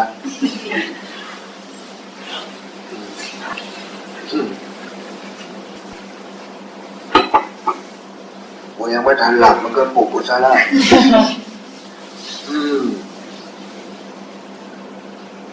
โยมก็ไปพิจารณาเอาไปแล้วกันนะว่าโยมก็โตแล้วเป็นปัญญาชนแล้วนะเมื่อเราให้เกียรติทุกใครเราก็จะได้รับเกียรติกลับคืนเมื่อเราดูถูกใครเราก็ต้องดูคนอื่นดูถูกเช่นเดียวกันเมื่อเรานินทาใครเราก็ต้องโดนนินทาตอบจะบอกว่าสิ่งที่เราเกิดขึ้นรู้แล้วแต่เป็นผลจากเรานั้นได้กระทำแล้วทั้งนั้นและจะไปบอกว่าเวรกรรมไม่ใช่ไอ้เวรกรรมนั่นก็บอกอยู่แล้วถ้าเราไม่สร้างเวรมันจะเกิดกรรมกับเราได้เลยยังไงก็เป็นไปไม่ได้เข้าใจไหมจ๊ะนั้นแล้วเนี่ยขอโยมไปพิจารณาดูที่นี่ไม่มีกฎระเบียบอะไรหรอกจ้ะที่นี่ต้องมีใจและเข้าใจว่าโยมมาทำอะไรถ้าโยมมาเล่นโยมก็ได้เล่นถ้าโยมมาเพื่อหาประโยชน์มาเอาประโยชน์โยมก็จะได้ประโยชน์นั้น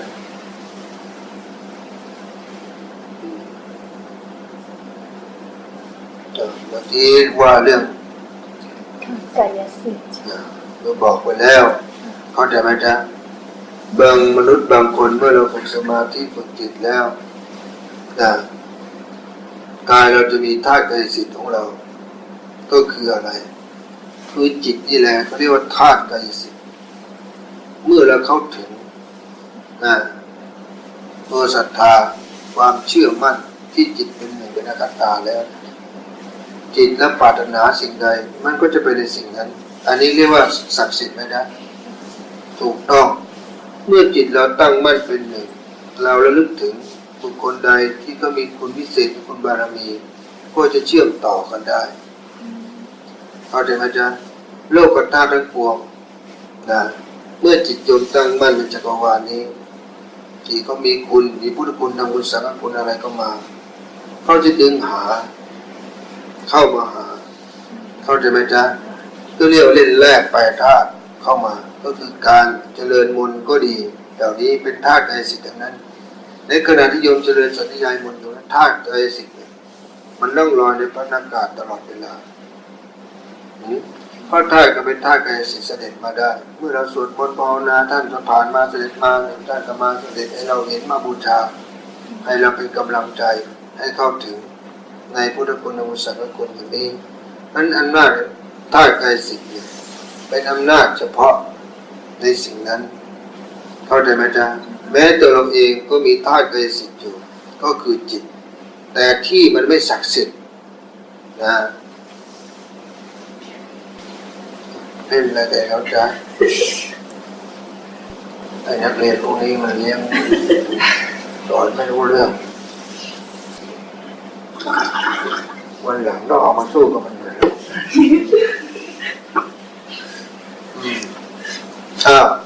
ประกาศ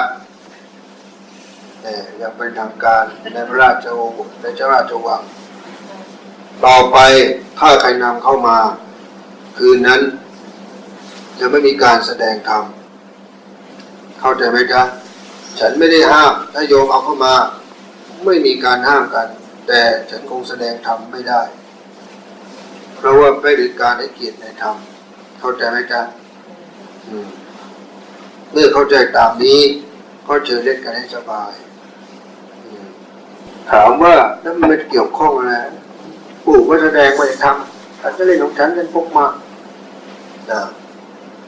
ถ้า าโยมมาในจุดหมายปลายเดียวกันแล้วเนี่ยก็ต้องให้เกียรติกันเข้าใจไหมจ๊ะอย่าทำตัวเป็นผู้น่ารังเกียจ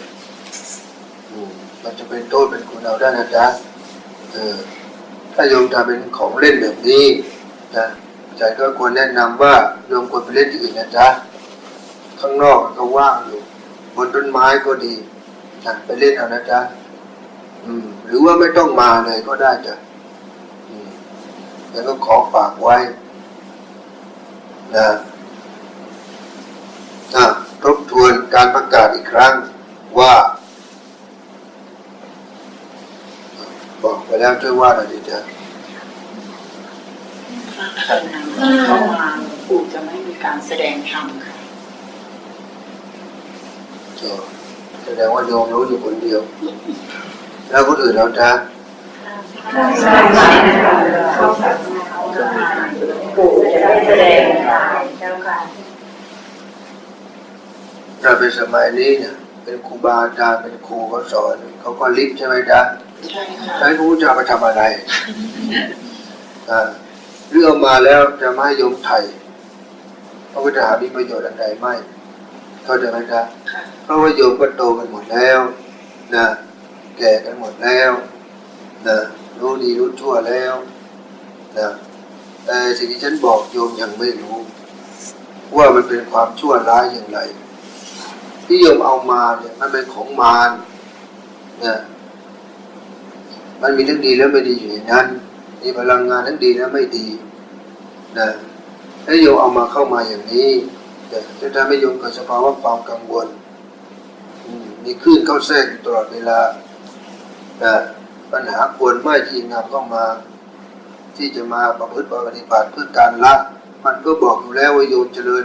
รับศีล 8มาแล้วเนี่ยของสิ่งนี้ควรไม่นำเข้ามาแล้วเข้าใจไหมจ๊ะ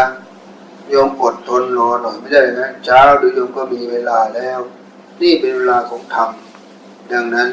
ถ้าโยมต้องการประพฤติปฏิบัติและฟังธรรมก็ควรให้เกียรติในธรรมด้วยดังนั้น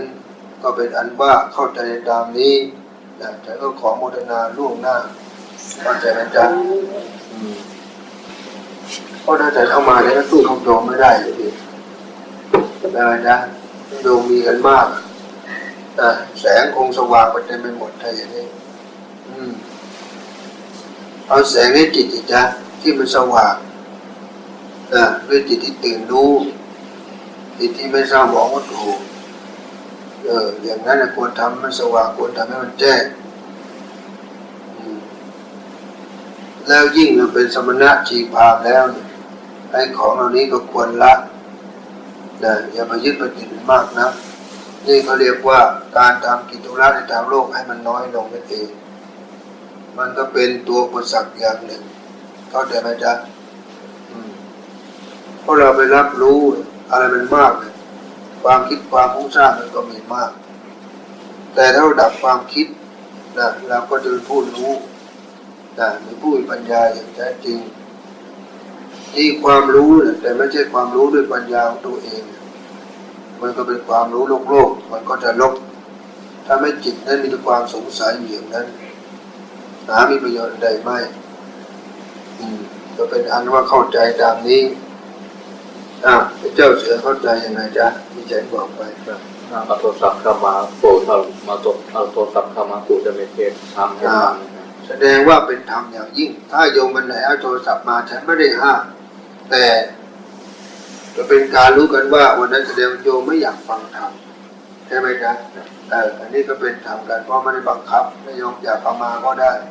แม้แค่คนเดียวที่โยมมาเข้าใจไหมจ๊ะคนเดียวโยมห้ามคนเดียวโยมห้ามไม่ได้แสดงว่าโยมก็รู้เห็นเป็นใจเป็นโจรกันเข้าใจไหมจ๊ะแม้ว่าทุกที่เขาจะมีข้อกฎบังคับแต่ที่อยู่ที่นี่ต้องเข้าใจกันให้เกียรติกันนี่จึงเรียกว่าเป็นผู้มีปัญญาชนแล้วเป็นผู้เจริญแล้วนั่นเองโยมทำได้กันไหมจ๊ะถ้าโยมทำไม่ได้แต่ก็ขอแนะนำว่าโยมก็ไม่ควรมาหรอกจ้ะเพราะว่าสิ่งแบบนี้ฉันขอบิณฑบาตแล้วขอความเมตตาแล้วยังให้ไม่ได้ แล้วอาฆาตพยาบาทเวรภัยทั้งหลายโยมจะละได้อย่างไรจะทำแบบนี้ถ้าโยมยังติดเล่นอยู่โยมก็ไปเล่นใช้พอแล้วจ้ะถ้าเล่นพอแล้วก็ค่อยมาประพฤติปฏิบัติมาฟังธรรมก็แล้วกันถ้าอย่างนั้นจะต้องฝากด้วยนะจ๊ะใครมีอะไรอีกตอนนี้ยิ่งมีปัญหาได้ตัวเหลืองแสงอยู่แล้วกัน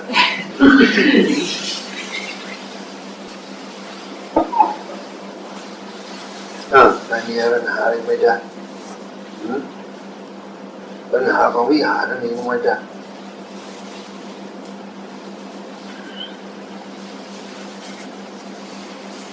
ถามอะไรก็ไม่ตอบสี่เรื่องไม่ควรถามเสือกถาม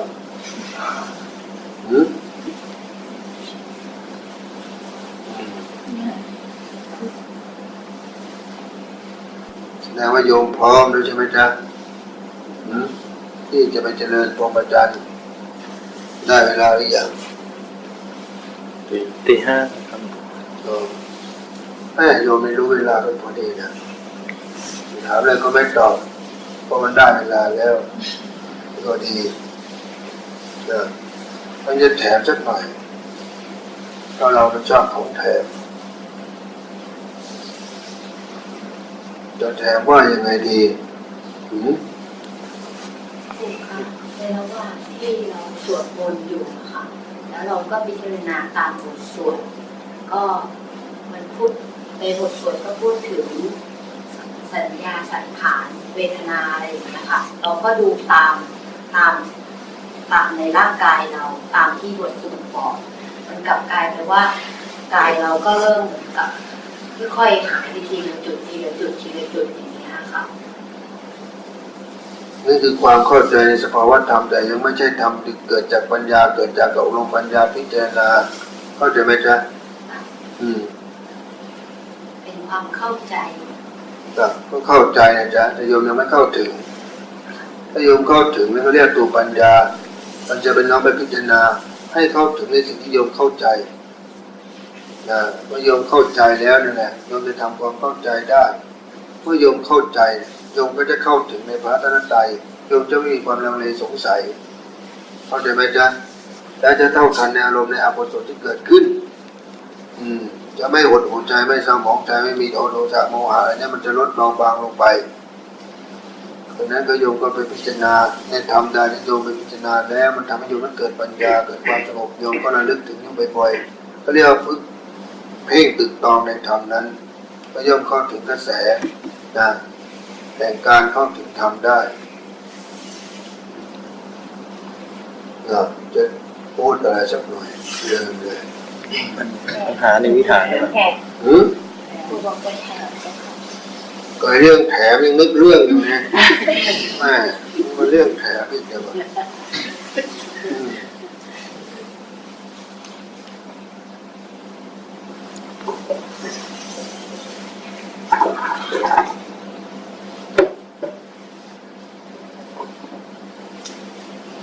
ใครช่วยนึกเรื่องแถมมาหน่อยสิจ๊ะเกี่ยวกับวิหารหรือเปล่าอะไรจ๊ะเกี่ยวกับในวิหารฉันถามว่าเรื่องแถมโยมกลับมาถามฉันอะไรนะจ๊ะไอ้หน้าบวมถามว่าอะไรที่หลวงปู่บอกว่าคราวหน้ากรรมฐานคราวหน้าหลวงปู่จะเฉลย3715โยมฟังดีแล้วเรื่องนี้มาโทรมาถามฉันอย่างนี้ฉันบอกว่าเดี๋ยวให้โยมไปพิจารณาถ้าโยมรู้โยมก็มาบอกฉันด้วยถ้าพูดอย่างนี้โยมรู้แล้วหรือจ๊ะว่ามันคืออะไรที่ฉันบอกไปถ้าโยมรู้เนี่ยโยมจะไม่มาบอกฉันอีกพอใจไหมจ๊ะแล้วเดี๋ยวรู้ได้เฉพาะตนแต่รู้แล้วโยมก็ไปทำมันได้ไม่ใช่หวยนะดีแล้วเจ้ามือเขามีโชคมั้งบอกไม่ใช่หวยยังเสือกไปแทงคนมันชอบเล่นห้ามไม่ได้เลยนะหาเรื่องของแถมหน่อยดิ ฉันเคยบอกแล้วเมื่อประตูเนี่ยมันเปิดขึ้นแล้วที่เหลือต้องเป็นหน้าที่ของโยมเข้าใจไหมจ๊ะฉันก็ช่วยโยมมามากแล้วโยมต้องช่วยเหลือตัวเองบ้างการที่ให้การจัดทอดพระป่าก็เพื่อโยมทั้งหลายได้เป็นสะพานบุญให้คนที่เขายังเห็นไปในทางเดียวกันได้มาร่วมอุดมการณ์เหมือนเรานั้นมันรับเขาขึ้นเรือก็จะไม่ได้เขาจะขึ้นหรือไม่ขึ้นตามนั้นสุดแท้แต่ว่าบุญวาสนาของเขาเรือจะมีที่นี่แค่ลำเดียวเขาจะไม่ได้ที่อื่นมันเป็นแค่ประตูแล้วถ้าหากไม่ได้ไปตามทางแนวทางณสถานที่แห่งนี้หรือตามทางของสะพานบุญจะแล้วอันนั้นย่อมผิดจากธรรมไปแต่ก็ขอโยมรับรู้ไว้ด้วยอย่างนั้นแล้วการใดงานใดกิจกรรมใดมันก็เป็นหน้าที่ของโยมแล้วเพราะฉันก็ได้ฝากไว้แล้วเข้าใจไหมจ๊ะเพราะประตูก็เปิดให้แล้วโยมก็เห็นแล้วเข้าออกมันไปทางไหนเข้าใจไหมจ๊ะเขาก็เห็นแล้วว่าตัวประกันที่มานั่งอยู่เป็นใครเข้าใจไหมจ๊ะจะทำบุญกับใครโยมก็ไปร่วมไปคิดพิจารณาเอานั้นเราเป็นสะพานบุญเราก็ต้องรู้ก็ถึงการถึงเวลาแล้วเราจะทำยังไงเข้าใจไหมจ๊ะครับให้จะได้มากน้อยอันนี้ไม่ได้สำคัญอยู่ว่าเจตนาเนี่ยที่เราทำเพื่ออะไรเข้าใจไหมจ๊ะครับอันนั้นสำคัญต่างหากจะดีแล้วที่ถามและโยมไอ้ที่ถามมันมีข้อสงสัยอะไรไหมจ๊ะในสิ่งที่โยมถามออกมาพอดีว่าหนูไม่ได้ซองนะคะก็เลยไม่รู้จะทำยังไงที่จะไปสามารถบอกคนอื่นต่อได้ค่ะถ้าเราไม่รู้สามารถได้เมื่อเรารู้หน้าที่เราก็ร่วมบุญของเราเองก็ได้นะจ๊ะตามกำลังที่เราศรัทธาเข้าใจไหมจ๊ะบางครั้งเมื่อเรามีความเชื่อมีความศรัทธาแล้วมีบารมีแล้วเราก็สามารถเป็นสะพานบุญได้ใครเขาจะศรัทธาไม่ศรัทธาก็สุดแล้วแต่วาสนาแต่บุญเขา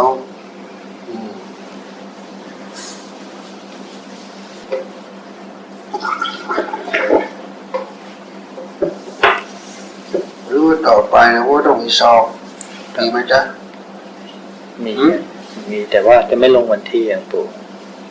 ถามว่าต่อไปคงไม่ต้องมีซองโยมว่าดีไหมจ๊ะควรมีก็ควรมีก็โยมบอกว่าทำไม่ทันซองแต่ว่าเตรียมไว้แล้วจ้ะค่ะถ้ามันลำบากก็ไม่ต้องมีซองโยมเขียนเป็นกระดาษเอาส่งไปรษณีย์ไปบอกกันแล้วว่าโยมดีว่าดีไหมจ๊ะส่งไปบ้านใครไม่รู้มันโชคดีไปไอ้ตรงนี้เป็นเรื่องหน้าที่ของลูกของโยมเองโยมก็ลองไปคิดพิจารณาเอา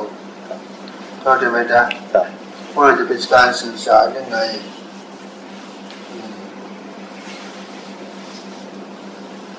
เดี๋ยวจะลองดูว่าบารมีพวกโยมจะเป็นไปในทางถึงทางใดดีดูความสามัคคีมาถึงไหนจะมีคนมาร่วมบุญกับโยมไหมเข้าใจไหมจ๊ะถ้าโยมมีต้นทุนขนาดนี้แล้วยังไม่เห็นค่าประโยชน์โยมก็ต้องไปพิจารณาแก้ไขเอาแสดงว่าโยมนั้นขาดความสามัคคีจึงทำให้ความเชื่อความศรัทธามันลดน้อยลงหรือโยมว่าสะพานบุญเป็นต้นเหตุโยมว่ากันไหมจ๊ะไม่ใช่ถ้าโยมว่าไม่แสดงว่าโยมเป็นคนในแต่อย่าลืมว่ามารภายในมันต้องมีมารภายนอกที่ไม่เข้าใจ เมื่อไม่เข้าใจแล้วมันก็ดึงมารภายในออกไปเข้าใจไหมจ๊ะจึงเรียกว่าเป็นไส้ศึกผลประโยชน์ก็ดีสัมปทานก็ดีมันจึงแบ่งหารไม่ลงตัวสิ่งนั้นแลก็อย่าได้ไปคิดคำนึงมันใครจะทำอะไรที่ไหนก็ปล่อยเขาไปเข้าใจไหมจ๊ะครับแต่ของที่นี่ของโยมแล้วเนี่ยโยมต้องสามัคคีกันเป็นธุระจัดการให้มันถูกเข้าใจไหมจ๊ะครับฉันก็ขอฝากไว้ด้วย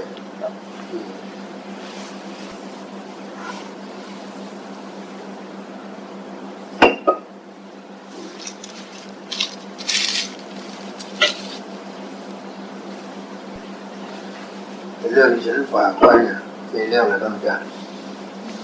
โทรศัพท์แล้วอีกเรื่องนึงเนี่ยสองพระป่าเอาสักเรื่องจะได้ครบ3 เรื่องใครอยากไม่เรื่องบอกเลยสิจ๊ะ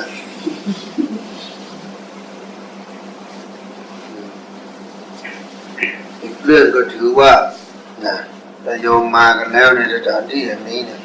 ก็ขอให้มาช่วยสร้างอย่าได้มาทำลายเข้าใจไหมจ๊ะถ้าโยมมาทำลายแล้วฉันก็เสียดายโอกาสที่โยมมาก็เป็นการทำลายบุญของโยมโดยตรงเข้าใจไหมจ๊ะไม่ว่าโยมจะทำลายโดยตรงหรือโดยอ้อมก็ตามทีแต่ว่าจะเป็นการใส่ร้ายยุแยงเหล่านี้ขอโยมพิจารณาให้ดีเข้าใจไหมจ๊ะเพราะว่ามันจะเป็นโทษเป็นภัยกลับไปหาโดยที่ว่าไม่มีใครทำให้เพราะโยมนั่นกระทำขึ้นมาเองโดยแท้เป็นว่าเป็นสะพานบุญก็ดีโยมจะใส่ร้ายใส่ใครว่าอย่างไรก็ตามทีมันก็เหมือนว่าโยมข้ามสะพานมาแล้วเขาให้ประโยชน์กับโยมแล้วแต่โยมกลับไม่เห็นประโยชน์กลับทำลายแล้วอย่างนี้เทพเทวดาเจ้าที่ทางนี้เขาคงไม่ยินดีกับโยมด้วยถ้าเป็นอย่างนั้นเข้าใจไหมจ๊ะขอให้โยมพิจารณาให้ดีการที่โยมมาโยมก็มาด้วยใจของโยมเองแต่เมื่อมันผิดใจหรือหมดใจไปแล้วก็ขออย่าได้จองเวรจองพยาบาทกันเข้าใจไหมจ๊ะอย่างเราดูสนโยมทำมันก็ยังติดตามโยมให้ผลอยู่อย่าให้หมดเยื่อใยกันเสียทีเดียวเลยเข้าใจไหมจ๊ะอย่างน้อยเนี่ยเมื่อโยมมีใจมีสติระลึกได้ก็ยังกลับมาได้อยู่แต่เมื่อโยมทำลายไปแล้วทุกหม้อข้าวหม้อแกงบ่อบุญบ่อกุศลไปแล้วโยมจะเอาที่ไหนเล่าที่ยังไปเกิดมาเป็นตัวประสานหล่อเลี้ยงในบุญกุศลของโยมเป็นตัวเชื่อมเข้าใจไหมจ๊ะแล้วก็ขอฝากไว้ก็บอกไว้รู้กี่ครั้งแล้วแต่โยมเมตตาเขาก็เหมือนเมตตาฉันเข้าใจไหมจ๊ะฉันมาให้ทำโยมได้ก็เพราะฉันอาศัยสะพานบุญเช่นเดียวกันดังนั้นเมื่อฉันสัมปทานที่นี่ไปแล้วมันก็เป็นสิ่งอันเป็นประโยชน์ชอบธรรมของสะพานโยมมาช่วยสร้างโยมก็ต้องผ่านสะพานนี้เข้าใจไหมจ๊ะ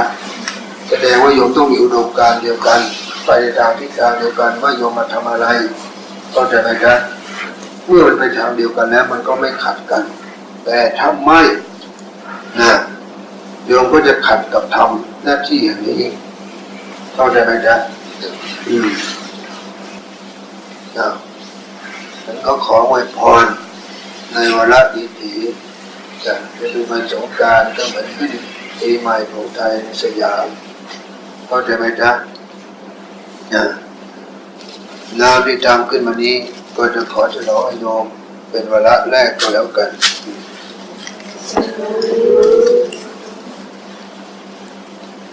คนใดที่ว่าโยมดีแล้วโยมก็ตั้งจิตอธิษฐานไปในอำนาจเป็นบุญกุศลและทานศีลโนนาที่โยมได้เคยอบรมบ่มจิตมาแล้ว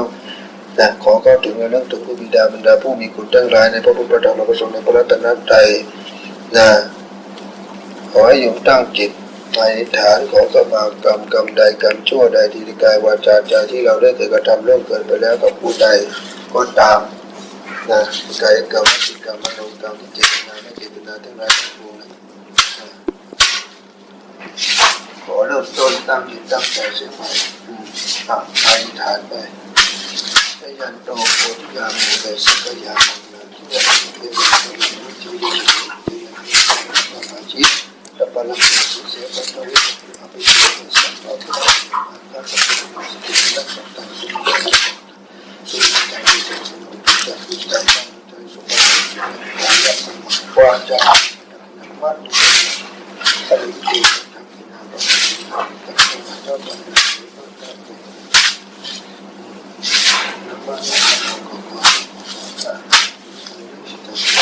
สุภาและอธิรัชนาตังสัพพิจัตุทุยสิปัสสัมมิจัตุวัฏฏะกุตุวะขะปะตุโหอัมมะวะตุญญะตุสามิตุสินะอะตังนะอะติอะจะติอะกุปิสุขิอันนิสังกัสสุภะตุสิกะตะตุวัคคะกุตุปะตะปุถิยะนะเปตะนะสัพพะตังแท้นะสัพพะตังสัพพะตะรุตัมมังปัจจังสัพพุทธังสังฆังปัจจังสังสังฆังธัมมัง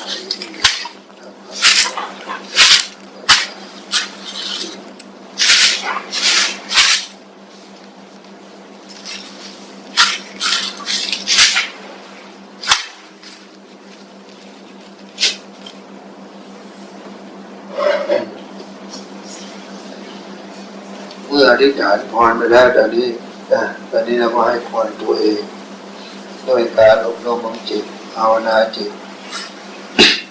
เพราะว่ามันยังไม่ครบกำหนดในการจะมีจงกรมในปลายจุดหมายจงกรมแต่ว่ารุ่งสางแล้วนั่นเองโยมที่อธิษฐานจิตไปได้ตายอีกครั้งก็จะทำธุระส่วนตัวแล้วมาน้อมจิตมันเข้าเฝ้าสมพุทธะด้วยกันสัญญาณคนทำวันเช้าดำรงกายวาจาใจ